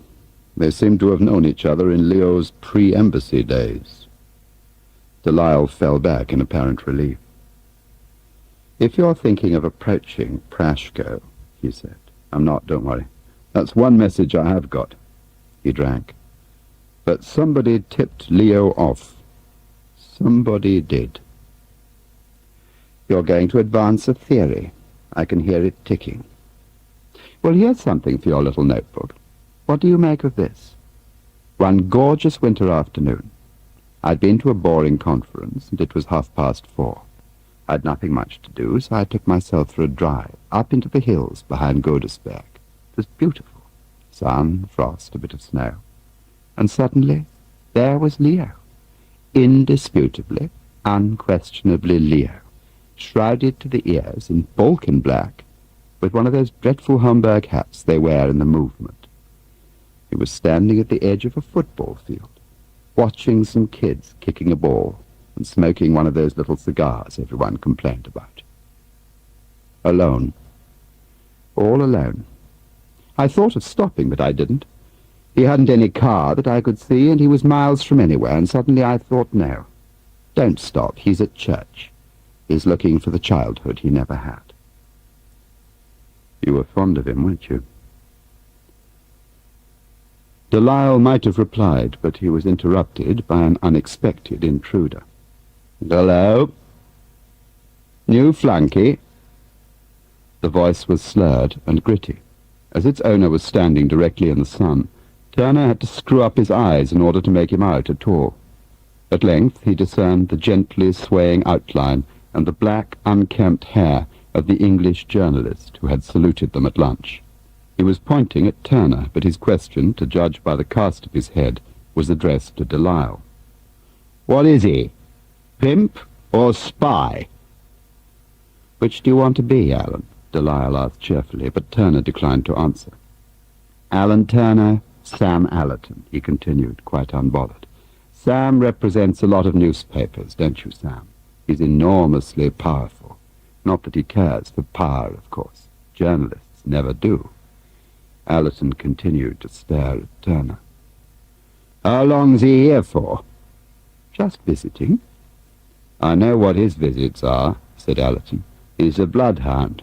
Security Turner, that's who you are. You did a job in Warsaw, didn't you? I remember that, too. That was a balls-up, wasn't it? Some girl tried to kill herself. Somebody you'd been too rough with. Run away, Sam, said Delisle. Allerton began laughing, but left without further comment. The little sports car nosed its way slowly down the sanitary arcades of the American colony. A church bell, much amplified, was celebrating the sunlight. That lift, Turner said suddenly, in the embassy. How long's it been out of action? Oh, God, when was anything? Mid-April, I suppose. You sure of that? You're thinking of the trolley, aren't you, which also disappeared in mid-April. You're not bad. You're not bad at all. And you would be making a most terrible mistake if you ever thought you were a specialist, Delisle retorted. He put P in his diary, Turner said. After Christmas, meet P, give P dinner, then it faded out again. It could have been Prashko. Could have been. He went to a conference every Thursday afternoon. Which one would that be? Delisle pulled up at the traffic lights, and Carfelt frowned down on them like a cyclops, one eye ripped off by a dissenting hand. I don't think he did go to a conference, Delisle said cautiously. Not recently, anyway. What do you mean? Well, until Rawley came, it's true, he attended a low-level conference of the Buildings Ministry. Until Bradfield came. Yes. Then what happened? The conference had run down, had it? Like the rest of his work? More or less. What do you mean, more or less? Take care, Delisle warned him, lifting one hand from the steering wheel. Don't rush in. Rawley sent me instead of him. He didn't like the embassy to be represented by someone like Leo. Someone like, by a temporary, that's all. By a temporary without full status. Turner was not shouting. It was rather the massive slowness of his speech which gave it urgency. You make me puke. All of you. The whole sodding circus. Where the hell did he go on Thursday afternoons if he didn't go to the ministry? Who ran him? Who protected him? Who gave him his orders and his money and took his information off him? Who held his hand? He's a spy, for Christ's sake. He's put his hand in the till. And the moment you find out, you're all on his side. They entered the car park, and Delisle drove round to the canteen side, where Turner had stood that morning, staring across the field. I've got to see his house, Turner said. I've got to. They were both looking ahead of them through the windscreen. I thought you'd ask me that. All right, forget it. Why should I? I've no doubt you'll go anyway, sooner or later. I'll pick you up from your hotel, 5 a.m., Wednesday. On the desk in the day room was a blue embassy envelope addressed to Alan Turner, Esquire. The writer was Miss Jenny Pargeter of Press and Information Section, presently on attachment to Chancery. I assume, Jenny Pargeter began, as if in a prepared statement, that you are used to dealing in delicate matters. The sherry stood between them on the glass-topped sofa table. Oh, sure. Supposing I myself had been injudicious in a personal matter. It depends who you've been injudicious with, Turner replied, and Jenny Pargeter coloured suddenly. That is not what I meant at all. Turner put down his glass and opened his notebook. I arrived here just before Christmas, from London. As a single woman in an embassy, one is very often overcome with invitations at Christmas. Almost everyone in Chancery invited me to spend the festive days with them. The Bradfields, the Crabs, the Jacksons, the Gavisons, they all asked me. I was also invited by the Meadows. I accepted Meadows' invitation. The other guest was Harting. We spent a pleasant day, stayed there till evening, then left, and as we were leaving, Harting suggested we went for a walk. He knew a place not far away, a playing field. It would be nice to drive up there and get some fresh air after so much food and drink. I'm very fond of exercise. We had our walk, and then he proposed I should go back with him for supper. He was very insistent, and to my surprise I found that he had prepared everything for my arrival. The table was laid for two, and after supper he told me that he loved me. What did you say? I had no chance to say anything. He wished to give me a present. Even if he never saw me again, he wished me to have this Christmas gift as a token of his love. He disappeared into the study and came back with a parcel all wrapped up and ready with a label. To my love. I was naturally completely at a loss. What was in the parcel? A hairdryer. A hairdryer to dry my hair. He said he admired my hair above everything. I said I had to go home. He saw me to the car. He was very correct. Fortunately, we had 2 more days of holiday. I was able to decide what to do. I wrote him a letter and returned the gift. I felt no other course was open to me. So you gave him the bird. And what did Leo do about it? I next saw him in Chancery meeting, and he wished me a good morning as if nothing had happened. I smiled at him, and that was that. He was pale but brave, sad but in command. I felt that the worst was over. Fortunately, he was about to begin a new job in Chancery Registry, and I hoped that this would take his mind off other things. So you were friends again? He watched her search for the wrong words, watched her balance awkwardly at the edge of truth, and awkwardly withdraw. Since Thursday, the 23rd of January, he has not spoken to me again, she blurted. And even in that sad light, Turner saw the tears running down her rough cheeks as her head fell forward, and her hand rose quickly to cover them. I can't go on. I think of him all the time. She lay across the chair, her head buried in the crook of her elbow, her shoulders shaking to the rhythm of her sobbing. You've got to tell me, Turner said. He was standing over her, his hand on her arm. Listen, you've got to tell me what happened at the end of January. It was something important, wasn't it? Something he asked you to do for him, something political. Something special you're afraid of. First of all, he made up to you. He worked on you, took you by surprise. Then he got what he wanted. Something very simple he couldn't get for himself. Then when he'd got it, he didn't want you anymore. The sobbing continued. Tell me. It was something that frightened the life out of you. Tell me what it was. Oh, God. I lent him the keys. I lent him the keys, she said. The duty officers. The whole bunch. He came to me and begged me. No, you didn't beg.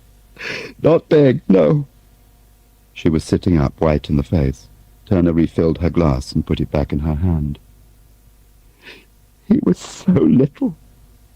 You could hurt him so easily. I loved him. I swear I've never loved anyone. Gradually her crying stopped. So you gave him the keys, the whole bunch. But I had to trust him. It was an act of giving, don't you see? An act of giving, an act of love. How can I expect a man to understand that? And after you'd given, he didn't want you anymore, did he? It's like all men, isn't it? Did he ever mention a woman to you? A Margaret Aikman. He was engaged to her. He was going to marry her. She knew Harry Prashko as well. No. What did he say about Prashko? He said Prashko was the only friend he'd ever had. She broke down again, and again he waited. Somebody had lunch with Harting last Thursday, the day before he left, at the Maternos. Was that you? I told you. I swear to you. Was it? No! He's marked it down as you. It's marked P. That's how he wrote you down other times. It wasn't me. Then it was Prashko, wasn't it? How should I know? Because you had an affair with him. You told me half and not the rest. You were sleeping with him up to the day he left. He was at the door. What will you do when you find him? She asked with that slack voice that follows passion. We never will find him. So it doesn't matter, does it? Then why look for him? Why not? That's how we spend our lives, isn't it? Looking for people we'll never find. Turner signed for the duty officer's keys, and by 10 o'clock that night had visited every room to which Harting had acquired access. He had gained nothing but a headache for his trouble. Whatever Harting wanted was no longer there, or else so hidden as to require weeks of searching, or so obvious as to be invisible. Turner resumed his study of the diary. What did Leo Harting do each Thursday? Something he kept quiet about, very, something urgent and constructive, something secret, something that made all the other days worthwhile, something to believe in. On Thursdays, Leo Harting touched the hem and kept his mouth shut. Not even the weekly lie was recorded. Only last Thursday carried an entry at all, and that read, Maternus, 1 o'clock, P. All Harting's life took place that day. He had lived from Thursday to Thursday as others lived from year to year. What kind of meeting did they have, Harting and his master? What kind of relationship after all these years of collaboration? Where did they meet? Where did he unpack those files and letters and breathlessly recite his intelligence? Was it with Prushko, then, that he had lunched at the Maternus? If so, Prushko could hardly be his regular contact, for he would not add the telltale P, that Harting who covered his tracks so well, and would not lunch with Prushko in public either, for the trouble he had taken to sever his relationship. Was there in that case a middleman, a cutout between Prushko and Harting, or was this the day the system failed? Hold the line, Turner. Hold on to reason, for unreason will be your downfall. Make order out of chaos. Was this P the sign that Prushko proposed to see him in person, to warn him perhaps that Siepkron was on his trail, to order him, here was a chance, to order him at any risk and at all costs, to steal the green file before he ran? Turner lifted the keys and swung them gently from his finger. Thursday was the day for meeting, pressure day, the day he was warned, the day before he left, the day of the weekly briefing and debriefing, the day he borrowed the keys from Jenny Pargeter. Christ, had he really slept with Pargeter? There are certain sacrifices, Commissar Controller, which not even Leo Harting will make for the service of Mother Russia. The useless keys. What did he suppose he would get from them? Entry to the coveted dispatch box? Balls. He would have observed the procedure. Meadows had even instructed him in it. He would know very well that there were no spare keys to the dispatch box in the duty officer's bunch. Entry to the registry itself, then? Balls again. He would know at a glance that registry was protected with better locks than these. So what key did he want? What key did he want so desperately that he imperiled his whole career as a spy in order to get a copy of it? What key did he want that he made up to Jenny Pargeter and risked the disapproval of the embassy, incurred it indeed, if Meadows and Gaunt were anything to go by? What key? The key to the lift, so that he could smuggle out his files, dump them in some hideaway on an upper floor, and remove them singly and at leisure in his briefcase? Was that what the missing trolley meant? It was absurd. No questions. He knew it was absurd. Spies of Harting's caliber do not steal. They record, memorize, photograph. Spies of Harting's caliber act by graph and calculation, not by impulse. They cover their tracks and survive to deceive again tomorrow. He wanted privacy. He wanted to do things by night that he could not do by day. What things? Use his camera in some remote room where he had concealed the files, where he could turn the lock upon himself? Where was the trolley? Or was the disappearance, as Meadows had assumed, really unconnected with Harting? At present there was only one answer. Harting had hidden the files in a cache during the day, he had photographed them at night in privacy, and had returned them the next morning. Except that he hadn't returned them. So why steal? A spy does not steal. Rule 1. An embassy discovering a loss can change its plans, remake or revoke treaties, take a dozen prophylactic measures to anticipate and minimize the harm that has been done. The best girl is the girl you don't have.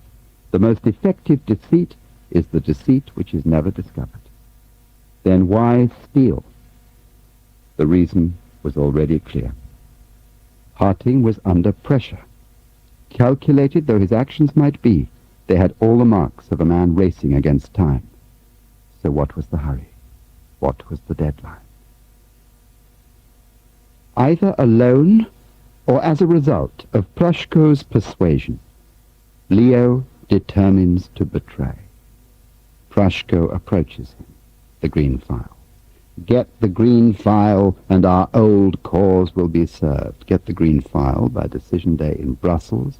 The contents of that file, Bradfield had said, could effectively compromise our entire posture in Brussels. Or was Leo being blackmailed? Was that the nature of the race? Must Leo choose between satisfying a greedy master or being compromised by an unknown indiscretion? It was not in character. There was a thrust, a driving purpose to Harting's actions which went beyond self-preservation. Harting was not oppressed, but an oppressor, a hunter, a pursuer. Was Leo blackmailing Bradfield? Turner asked that question suddenly, sitting up quite straight. Was that the explanation of Bradfield's reluctant protection? Was that why Bradfield had found him work in registry, allowed him to vanish without explanation on Thursday afternoons, to wander round the corridors with a briefcase? He looked once more at the diary and thought, question fundamentals. Why Thursday at all? Why the afternoon? Why regular meetings? However desperate, why did Harting meet his contact in the daylight, in working hours, in Godesberg, when his absence from the embassy had to be the occasion of a lie in the first place? It was absurd. Balls, Turner, such as they are. As he walked into the corridor, feeling giddy and very sick, he asked himself once more, what secrets are kept in the magic green file? And who the hell is going to tell me, Turner, a temporary?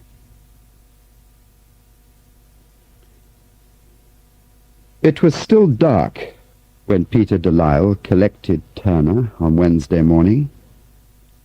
They passed a village and another. Soon the large white house loomed before them. The lower windows were shuttered, the front gates open. Park up the road and come back, said Turner. I think I'll just park up the road. How long will you need? You know the house. Come and help me. Not my form, sorry. I don't mind bringing you, but I'm not coming in. Keeping to the grass verge, Turner followed the drive towards the house. About to insert the key, he heard a footstep.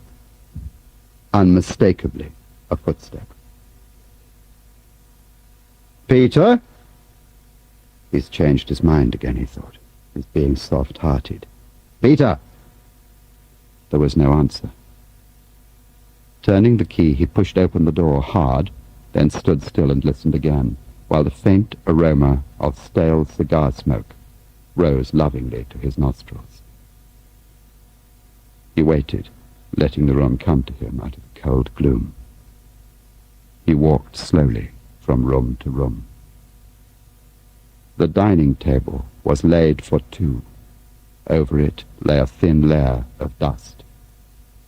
He wrote quickly in his notebook, then continued to the kitchen. He had never seen so many gadgets. Mixers, cutters, toasters, openers. On a white plate, 2 steaks were set side by side. Strips of garlic had been threaded into the flesh. He prepared it on the Thursday night, he thought suddenly. On Thursday night. He still didn't know he was going to defect on Friday. The upstairs corridor was carpeted with thin runners of coconut matting. He pulled out suits one by one, thrusting his hands into the pockets, then throwing them aside as if they were spent. He heard another footfall. Dropping the suit, he sprang to the window. He heard it again, twice. Twice he had heard the solid tread of feet. Pushing back the shutter, he leaned into the twilight and stared down at the driveway. Peter? Was it the dark that moved? Or a man?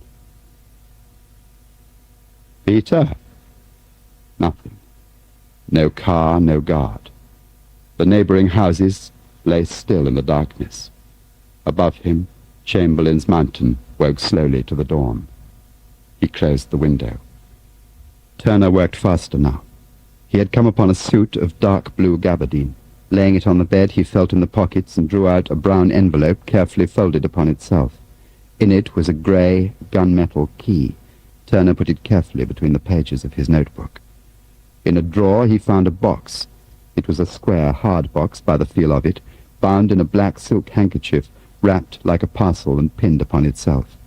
Unfastening the pins, he cautiously drew out a tin of dull silvery metal. He emptied the contents onto the handkerchief. 5 buttons lay before him. They were each about 1 inch in diameter, wooden, and handmade to the same pattern, crudely but with the greatest care, as if the maker wanted for instruments but not for application, and they were pierced twice, generously, to admit a very broad thread. Turner studied them with the greatest concentration, so that only instinct made him swing round and face the tall figure in the doorway. He was an elderly man. He wore a tunic and a peaked cap of the kind that German students used to wear, or merchant sailors in the First World War. His face was dark with coal dust. Turner ventured a pace forward. "Good morning," he said. One black hand rose mechanically to the peak of his hat. Turner shouted at the top of his voice, "Delisle!" The echo carried wildly into the deserted street and outwards to the river. Turner had pulled open the wooden shutters to let in the new daylight, and now the 3 of them stood in a baffled group. "Who is he?" "The boiler man. We all have them. Ask him when he last saw Harting." The old man's voice was timeless, a slow peasant drawl. "He comes at 5 in the evening on the way home, and first thing in the morning on the way to work. He stokes the boilers, does the dustbins, and he empties. Ask him again, when did he last see Harting? Here." Turner produced a 50-mark note. "Show him this. Say I'll give it him if he tells me what I want to know." Seeing the money, the old man examined Turner carefully with his dry red eyes. "Friday," Delisle quietly interpreted. His eye was on the window and he seemed distracted. "Leo paid him on Friday afternoon. He went round to his house and paid him on the doorstep. He says he has something to show us, something that is worth another 50 marks. The old man was glancing quickly from one to the other of them. He cautiously detached something from round his neck, and as he did so he began murmuring again, but faster than before, nervous and voluble. He found it on Saturday morning in the rubbish. It was a holster made of green webbing, army issue, suitable for a .38 pistol.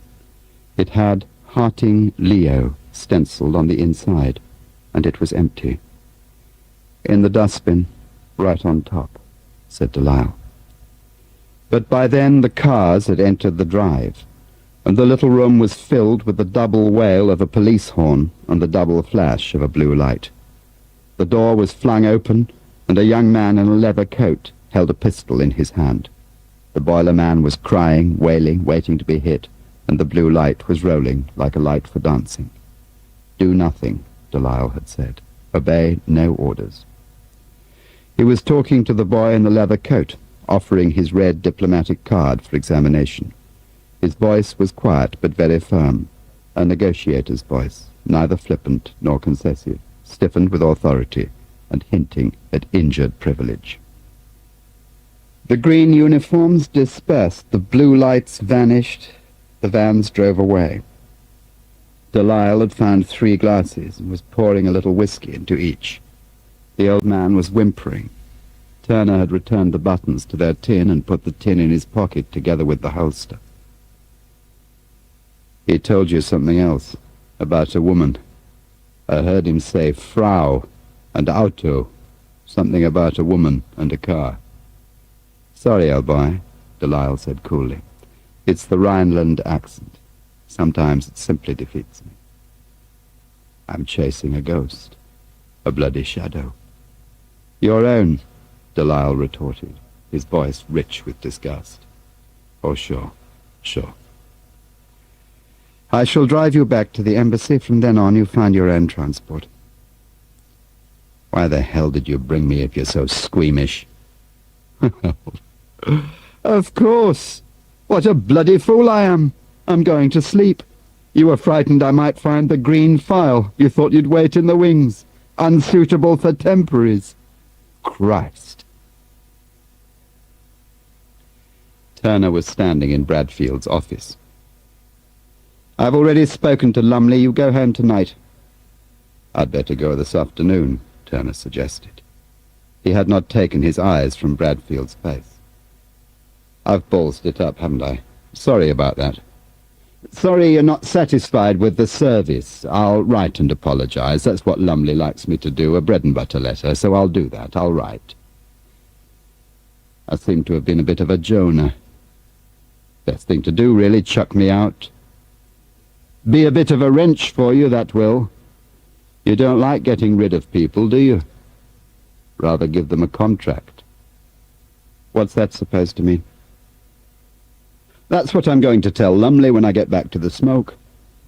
Harting didn't work alone. He had a patron as well as a controller, and for all I know, they were the same man.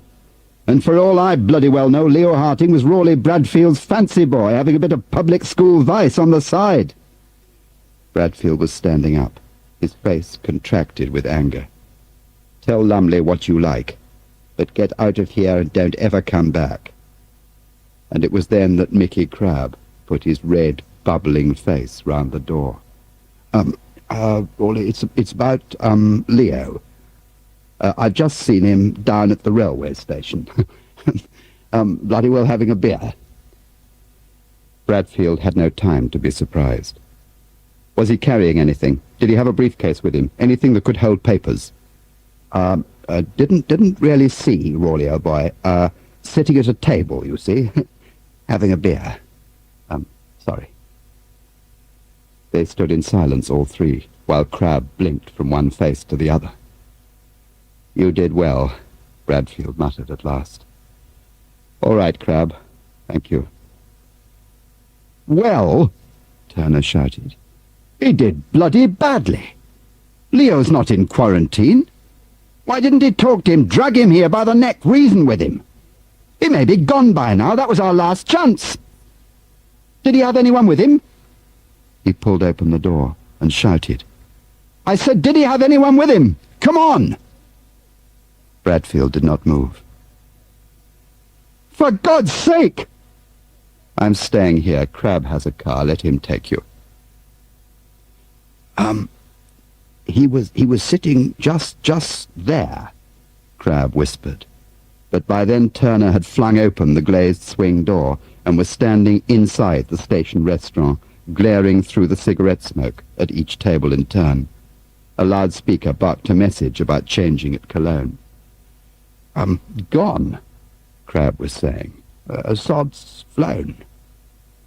3 small cigar ends lay in the ashtray. One was still slightly smouldering. Crabbe was addressing the waitress. He was hanging over her, whispering, and his hand was on the flesh of her upper arm. She nodded, proud to have remembered der Kleiner Herr. He was here till a few minutes ago, Crabbe said in some bewilderment. Her version, anyway. What made him leave? Did he see someone? Did someone signal to him from the door? You're stretching it, old son. She didn't see him leave. She didn't worry about him, you see. He paid with every order, as if he might be leaving in a hurry. Catch a train, you see. What's the matter, then? Why are you looking like that? It's bloody odd, Crabbe muttered, frowning absurdly. What's bloody odd? Look. He held out his hand. A wooden button lay in the palm, and it was identical to the buttons in the scratched tin in Königswinter. She picked this up from the table, he said. She thought it might be something he needed. She was hanging on to it in case he came back, you see. Bradfield came slowly through the doorway. His face was taut but without expression. I gather he's not here. You still say you saw him? Oh, no mistake, her boy. I'm sorry, Pauline. Well, I suppose we must believe you. I suggest we go back to the embassy. Extraordinary place for Leo to spend the night, Crabbe muttered. But Turner was fingering the gunmetal key in his pocket, and still wondering, for all his sense of failure, whose door it had unlocked. Turner picked up his ticket from travel section and went back to his hotel. He tried to open the door to his room, but the lock was jammed. He stepped back quickly when he heard the footsteps, but he didn't really have much chance. The door was pulled open from inside. He had a glimpse of a pale, round face and fair hair carefully combed back, a bland brow furrowed with anxiety. He saw the stitching of the leather as it moved down on him in slow motion. He felt the nausea strike him and his stomach fold. And then he was lying in a smooth coffin, and Delisle's voice was offering comfort. "My dear fellow," he was saying, as he peered curiously downward, "I dropped in to say goodbye, but if you're going to take a bath, you might at least take off that dreadful suit." "Is it Thursday?" Delisle had taken a towel from the rail and was soaking it under the hot tub. "Wednesday. Wednesday as ever was. Cocktail time." He bent over Turner and began gently dabbing the blood from his face. "That football field. Where you saw him. Where he took Pargita. Tell me how I get up there. Keep still and don't talk or you'll wake your neighbours." Freeing his right hand, Turner cautiously felt in the pocket of his jacket for the gunmetal key. It was still there. "Tomorrow's Thursday. If they don't know he's defected, they'll be expecting him to turn up, won't they?" "I suppose so. But then they know where to go, don't they, whoever they are, and you don't. That is something of a drawback." "It might not be. It's no good telling you not to go, I suppose." "No." "Asking you? You're acting against Bradfield's instructions." "Even so." "And you're sick." "All right. Go and look for your untamed half. And if you do find that file, we shall expect you to return it unopened." And that, quite suddenly, was an order. The weather on the football field that Thursday was stolen from other seasons and other places. The cuts on Turner's face were burning raw, and his pale eyes were bright with sleepless pain. He waited, staring down the hill. He drew back quickly behind a tree. 1 Opal record, 2 men, registration Bonn. The men were wearing hats and overcoats and were professionally without expression. The car continued, but at a walking pace. Somewhere a clock chimed, or was it a school bell?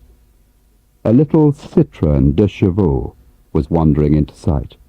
The Opal disappeared. The Citroën had a diplomatic number plate. First the 0, meaning stateless. Then the 5, meaning stateless but British. The Citroën stopped. She sat at the wheel, drumming her fingers. The engine was still running, shaking the car with inner pains. A wiper juddered uselessly over the grimy windscreen. For an hour she barely moved. Her patience began to fade. She lit a cigarette. She slapped the horn with her open hand.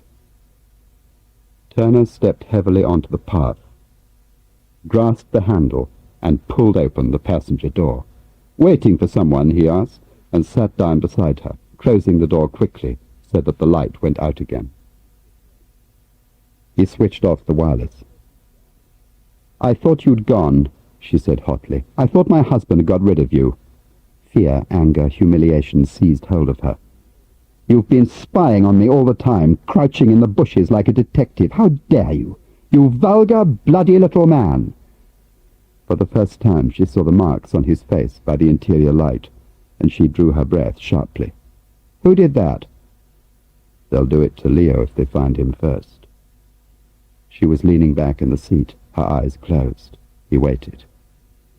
"I'm a whore," she explained. "That's what you're thinking. Every Thursday. Here." He parked his car down the lane, and I left mine in the road. It was all very grown up. Don't tell me he admired your hair, too. He saw her face tilt and the smile break. Where did you do the rest? He asked. Rawley's bed. He always knew when Rawley was going away. Did Rawley know? I should think so. I never asked him. Yes, he knew.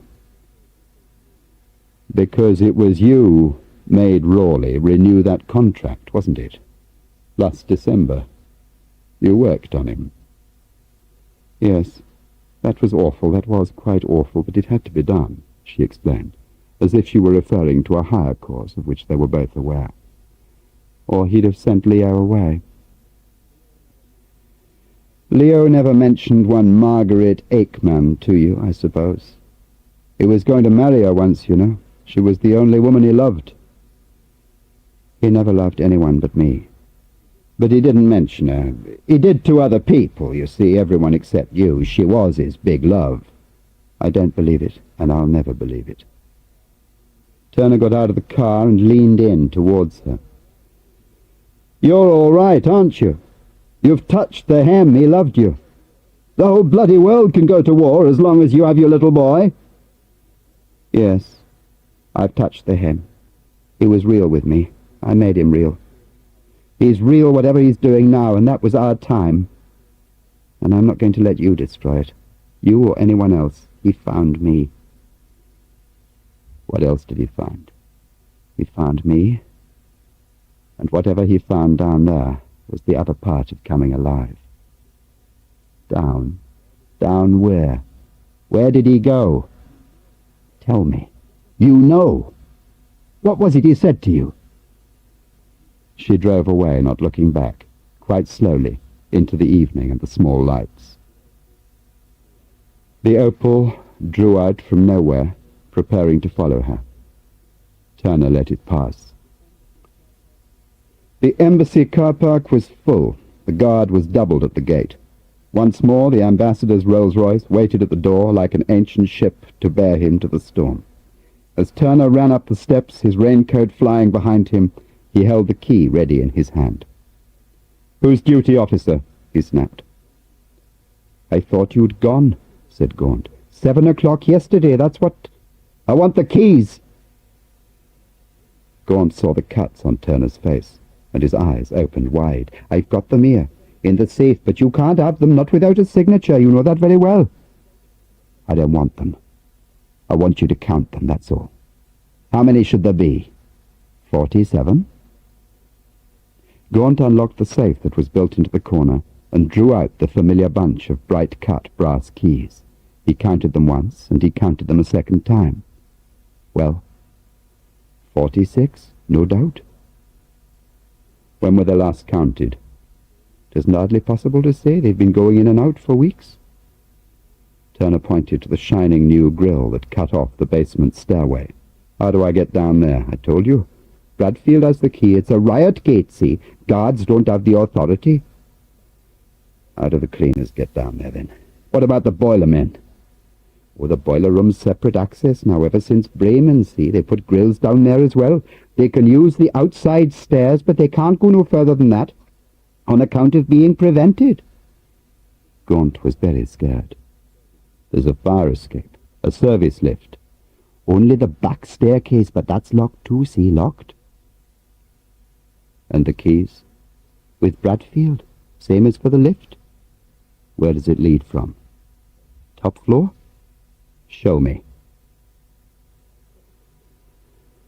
"I'll settle for twins," said Cork to Meadows, as Valerie brought in the tea. Meadows had actually raised the mug to his lips when he heard the sound of a trolley and the familiar trill of the squeaky wheel. Valerie put down the tray with a bang, and some tea slopped out of the pot into the sugar bowl. It was their own trolley, loaded high with red and black files, and Alan Turner was pushing it. He was in his shirt sleeves, and there were heavy bruises under both his eyes. One lip was cut clean through and had been summarily stitched. He had not shaved. The dispatch box was on the top of the pile. Cork said later that he looked as though he had pushed the trolley through enemy lines single-handed. As he came down the passage, doors opened one after another in his wake. Crabbe, Pargeter, Delisle. One by one, their heads appeared. By the time he'd arrived at registry, slammed back the flap of the steel counter and shoved the trolley into the room, the only door that remained closed was that of Rawley Bradfield, head of Chancery. "Leave it there. Don't touch it, any of it." Turner crossed the corridor and without knocking went straight into Bradfield. "I thought you'd gone. I missed the plane, didn't she tell you?" "What the devil have you done to your face?" "Steepcrone sent his men to search my room looking for news of Harting. I interrupted them." He sat down. "The matter of Harting is closed. What the devil do you mean by remaining in Bonn when I told you to leave? Have you no idea what is going on here? It's Friday, the day of the demonstration, in case you'd forgotten." "I've found the files. I've found the whole lot. And the trolley, and Delisle's fan, and the letters he collected from the bag room and never handed to Meadows. They were addressed to Leo, you see. They were answers to letters he'd sent. He ran quite a department down there, a separate section of Chancery, only you never knew. He's discovered the truth about Carfelt, and now they're after him." Bradfield did not move. "What about the green file?" "It's not there. Just the empty box." "He's taken it?" "I don't know. Prashko might know, I don't. You've got to find him before they do. If you don't, they'll kill him. He went through all the files and put the case together. In the basement." "I've no idea what you're referring to. I'm going to tell you the way it is on the files, then. The case against Klaus Carfelt. There's a village near Dannenberg on the zonal border, Hapsdorf it's called. In 1938, the Germans put a factory there, research station for certain types of gases. The local population claims it didn't know what was going on, which is probably true. The labour was foreign, French and Poles, and everyone knew about the animals. Monkeys mainly, but sheep, goats and dogs as well. Animals that went in there and didn't come out." He looked at Bradfield in wonder. He worked down there, night after night, putting it all together. Leo. He had no business down there. Oh, he had business there, all right.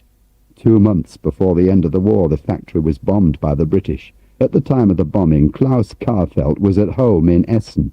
He says he was burying his mother. She'd been killed in an air raid. Well, he was in Essen, all right. But his mother died 2 years earlier. Nonsense. The press would have... There's a photostat of the original birth certificate on the file, Turner said evenly, and the death certificate. After the war, there were rumours. A French labourer, one of the few who survived, had a story about experiments on human guinea pigs. Mentioned the name of Dr. Klaus. Dr. Klaus was the administrative supervisor, made things easy for the scientists. But then an accident happened.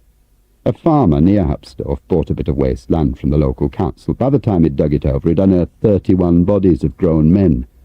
And the bodies were all, messed up. What do you mean, messed up? Researched. Autopsied. Someone had got there first, so the authorities opened up a case, and somebody in the town remembered that Dr. Klaus was from Essen. Bradfield was watching him now. He had folded his hands together. They went through all the chemists with the appropriate qualifications who lived in Essen and whose first names were Klaus. It didn't take long to unearth Carfelt. You've heard of the euthanasia scheme, I trust. Bradfield nodded. At clinics for the elimination of unwanted people. That's all there in the files for destruction. By the time the Hapsdorf case broke, the Americans and Germans had unearthed evidence of 1 busload of what they called hybrid workers being set aside for dangerous duties at the chemical research station at Hapsdorf. 1 busload was exactly 31 people. Now, when they pulled him in and confronted him with the evidence, such as they had, Carr felt he laughed at them. Bloody nonsense, he said, the whole story. Never been to Hapsdorf in his life.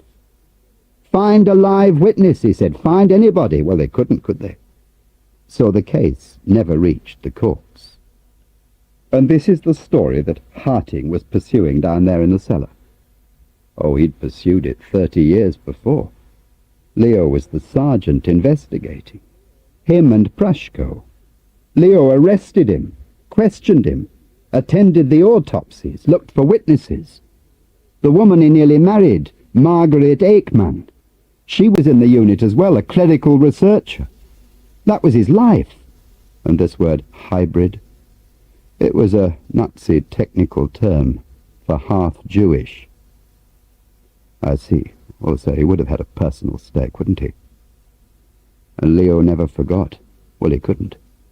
By the end of January this year, he'd come to the only possible conclusion, that Carfeld had been lying in his teeth at the time, and that someone high up, it looked like Siebkron, had been covering up for him.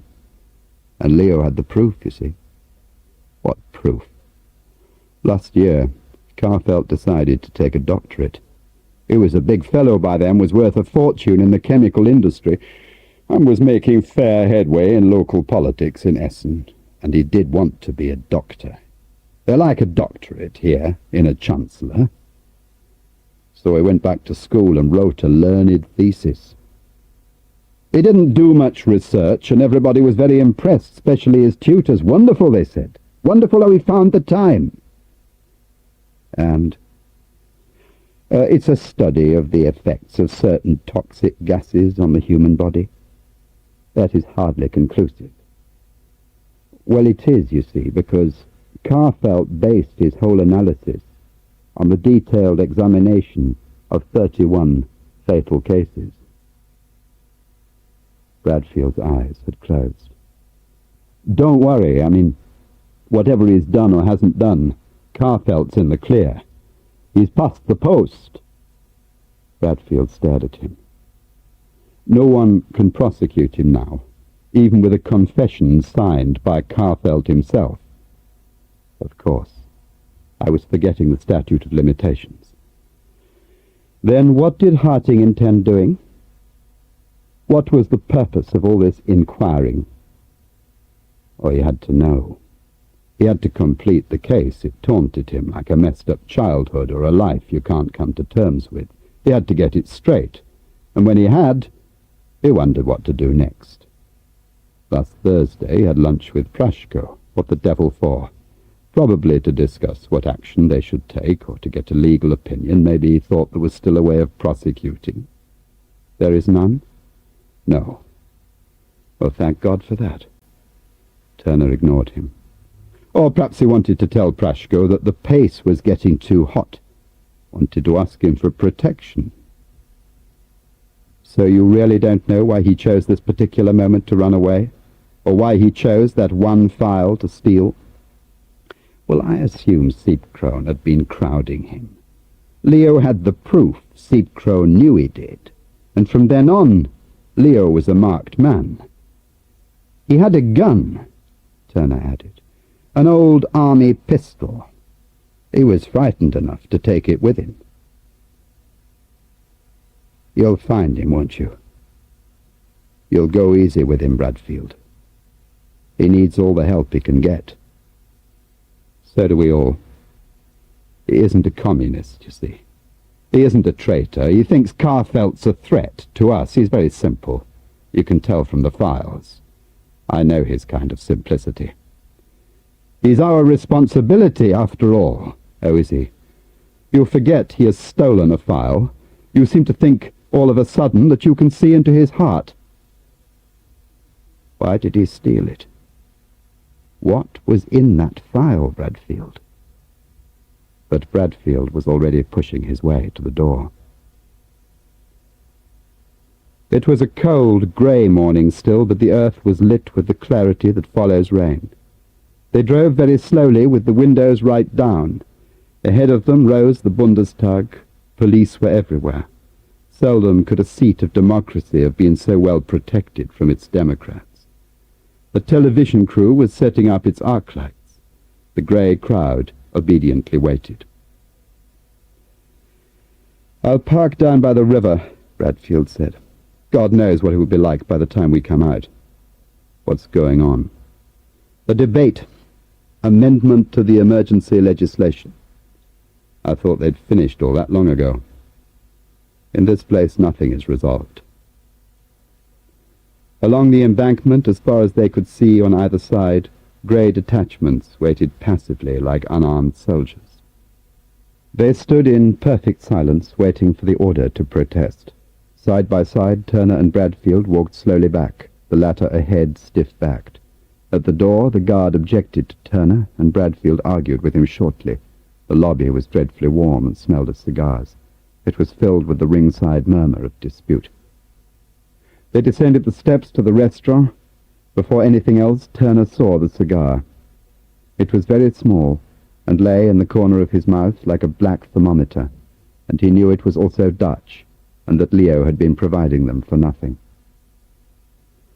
"Soup!" he shouted across the room from his table as he shook their hands. "Bring some soup! What you guys come for? Prashko's personal opinion? The voice of the opposition?" he explained to Turner. "When you got a coalition, the opposition's a damned exclusive club." He laughed very loud, sharing the joke with Bradfield. Out of the corner of his eye, Turner saw two men, blonde-faced in dark suits and suede shoes, quietly take their places at an adjoining table. The waiter went to them quickly, sensing their profession. "We're looking for Harting," Bradfield said. "Sure." Prashko was used to crisis. "He's been missing for a week, since last Friday morning." "Listen, Leo, that guy will always come back." Bradfield continued. "We thought he might have consulted you." "What about?" "Ah, that's the problem," Bradfield said with a little smile. "We thought he might have told you that. We felt that if he needed advice or money or whatever else one needs at certain crises in one's life, he would instinctively seek you out. We thought he might even have come to you for protection." Prashko looked at the cuts on Turner's face.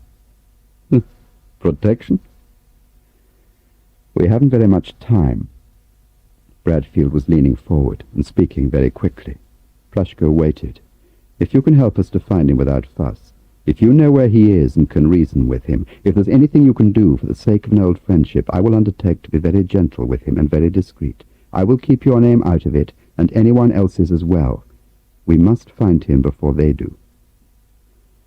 Prashko watched him with his small, hard eyes, saying nothing. "I also appreciate that you have special interests which must be served." Prashko stirred a little. "Go careful," he said. "Your own involvement with Harting 20 years ago, your association with certain British government agencies. Nobody knows about that," Prashko said quickly. "You go damn carefully about that." "I was going to make the very same point," said Bradfield. "Okay," Prashko said at last. "I go along with you. We had lunch together. I haven't seen him since, okay?" And he talked about his difficulties, whatever they may be. He wanted to know about the statute of limitations. I tell him if it's manslaughter, it's 15 years. If it's murder, it's 20 years. If it's Nazi murder, longer still, because they waited a few years before they started to count to 20, okay? So then he shouts at me, "What's so damn holy about 20 years? Then he got angry. You ever seen him angry? No. So then what happened? Turner asked. He said to me, "It's happening again, Prashko. Somebody has to stop that bastard or you and me will be wearing labels again, okay?" Bradfield spoke first. If he had found the proof, which we know he has not, what would he have done? Oh, Jesus, I tell you, he'd have gone crazy. "Who's Aikman?" Turner asked, entering the long silence. "What's that, boy?" "Aikman. He was engaged to her once. What became of her?" "I never heard."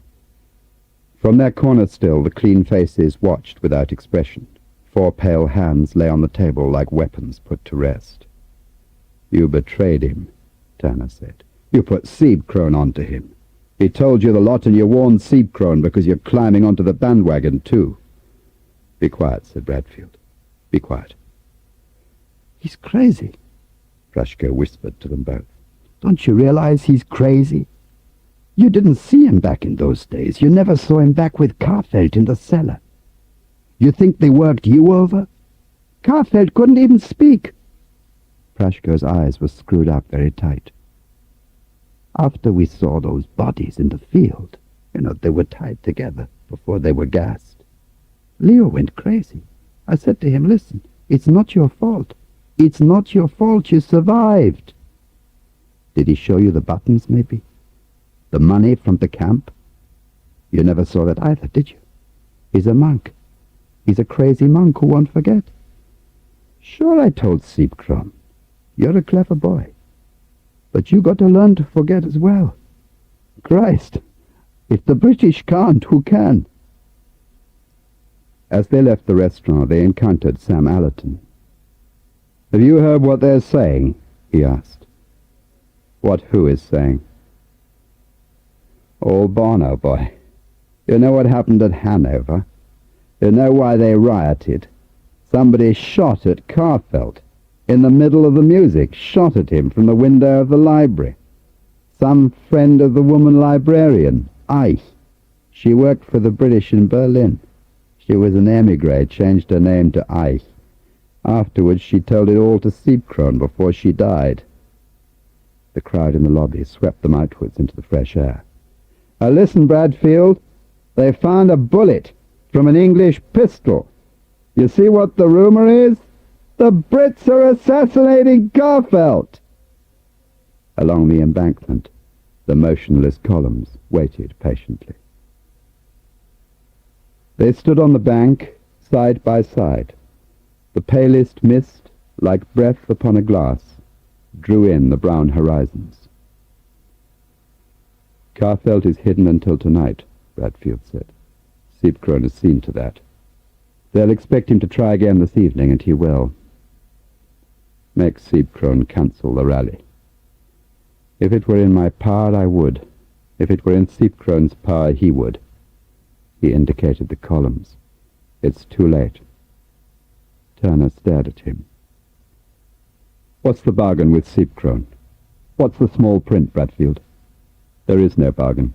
Either they destroy Harting or he will destroy Carfeld. Either way I have to disown him." "Bradfield, what about Carfeld? Wasn't Leo right about him?" "There are quite different ways of dealing with Carfeld's case. Leo found one. The wrong one, as it happens." "Why?" "Never mind why." He began to move away from Turner, but Turner called after him. "What made Leo run?" "Something he read. What was in the green file? What were those formal and informal conversations with German politicians?" "Bradfield, who was talking to who?" "Lower your voice. They'll overhear. Tell me. You've been having conversations with Carfeld, haven't you? Is that what sent Leo on his night walk? Is that what it was all about?" Bradfield did not reply. "Holy God, we're like the rest of them. Like Siebkron and Prashko. We're trying to make our number with tomorrow's lucky winner." "Take care," Bradfield warned. "Carfeld came in from Hanover that Friday night, secretly to Bonn, for a conference with you. Siebkron laid it on, and Leo followed you because he knew what you were up to." "You're out of your mind." "No, I'm not. But Leo is, isn't he? Because Leo suspected, all the time in the back of his mind. He knew that you were secretly reinsuring against the Brussels failure. And when he saw the green file, he knew. And that's why he was in a hurry and had to disappear. He had to stop you.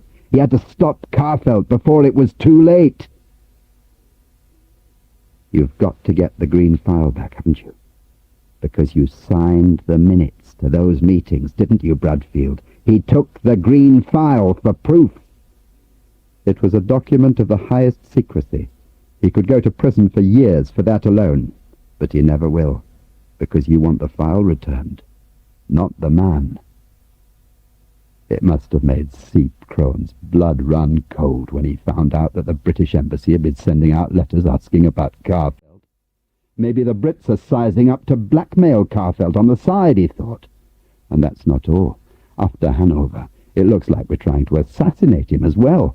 It makes no sense, of course. Why kill the man you want to blackmail? Seedcrow must have been puzzled sick to know whose side you were on. Now you know it all. You know the secret. Keep it. Without another word or glance, Bradfield walked away. As Turner watched him go, there rose suddenly behind him an unearthly rumble of feet and voices. The columns had begun to move. Bonn had never seen such faces.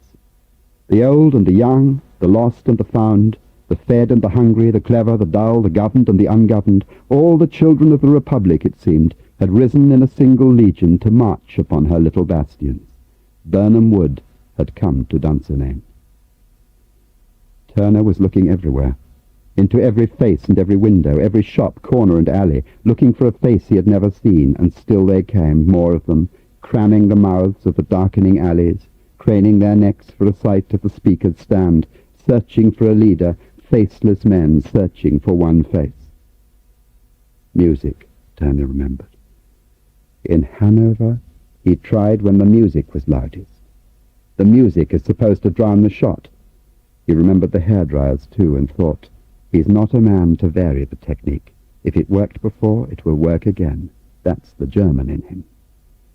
The murmur of the crowd rose to a visceral, hungry, loving roar, deeper than any single throat, more pious than any single soul, more loving than any single heart, and died again, whispering down as the first quiet chords of music struck. At that moment, Carfelt appeared on the speaker's scaffold before them. No one introduced him. He did not say his name. The chord of music which announced his coming had no companions.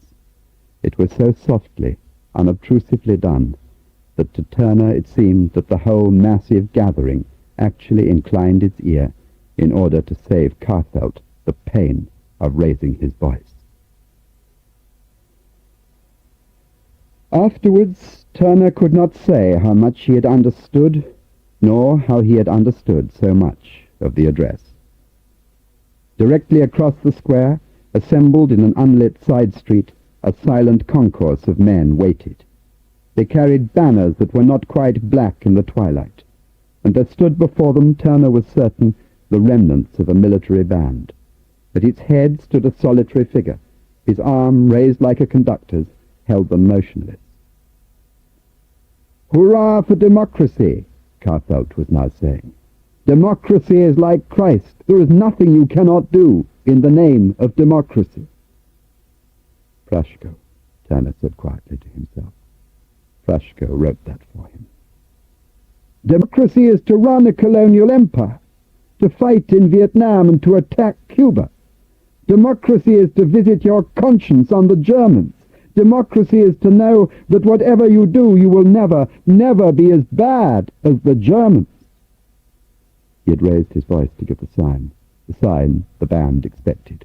Once more Turner looked across the crowd into the side street, saw the white hand, white as a napkin, fall lazily in the lamplight, and glimpsed the white face of Sleepcrone himself as he quickly relinquished his place of command and withdrew into the shadow of the pavement. "The Sozis!" someone cried, far out across the crowd. "The Sozis are in the alley! The Socialists are attacking us!"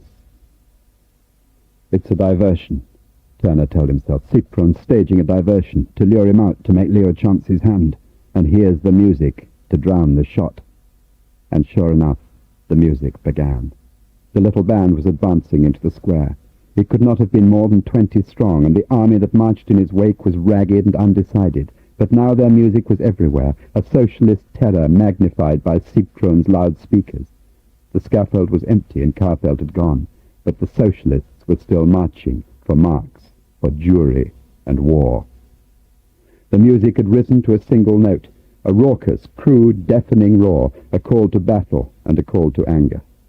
A radio crackled nearby, and Turner heard Sleepcrone's voice, cool and perfectly clear. He heard the mordant command and the one word in German, "Schafott." And then Turner was running through the waves, making for the scaffold. Then he saw him. "Leo!" He was crouched like a pavement artist between the motionless feet. They stood all round him, but no one was touching him. They were packed in close, but they had left room for him to die. Turner saw him rise and fall again, and once more he shouted, "Leo!" He saw the dark eyes turn to him and heard his cry answered. To Turner, to the world, to God or pity, to the mercy of any man who would save him from the fact. He saw the scrum bow and bury him and run. He saw the Homburg hat roll away over the damp cobble, and he ran forward, repeating the name, Leo, Leo. He had grasped the torch and smelt the singeing of cloth. He was wielding the torch, driving away the hands, and suddenly there was no resistance any more. He stood on the shore beneath the scaffold, looking at his own life, his own face, at the lover's hands grasping the cobble, at the pamphlets which drifted across the little body like leaves in the gathering wind. There was no weapon near him, nothing to show how he had died, only the crooked arrangement of the neck where the two pieces no longer fitted. He lay like a tiny doll who had been broken into pieces and carefully put together, pressed down under the warm bon air. A man who had felt and felt no more, an innocent reaching beyond the square for a prize he would never find. Far away, Turner heard the cry of anger as the grey crowd followed the vanished music of the alleys, while from behind him came the rustle of the light approaching footsteps. "Search his pockets," someone said, in a voice of Saxon calm.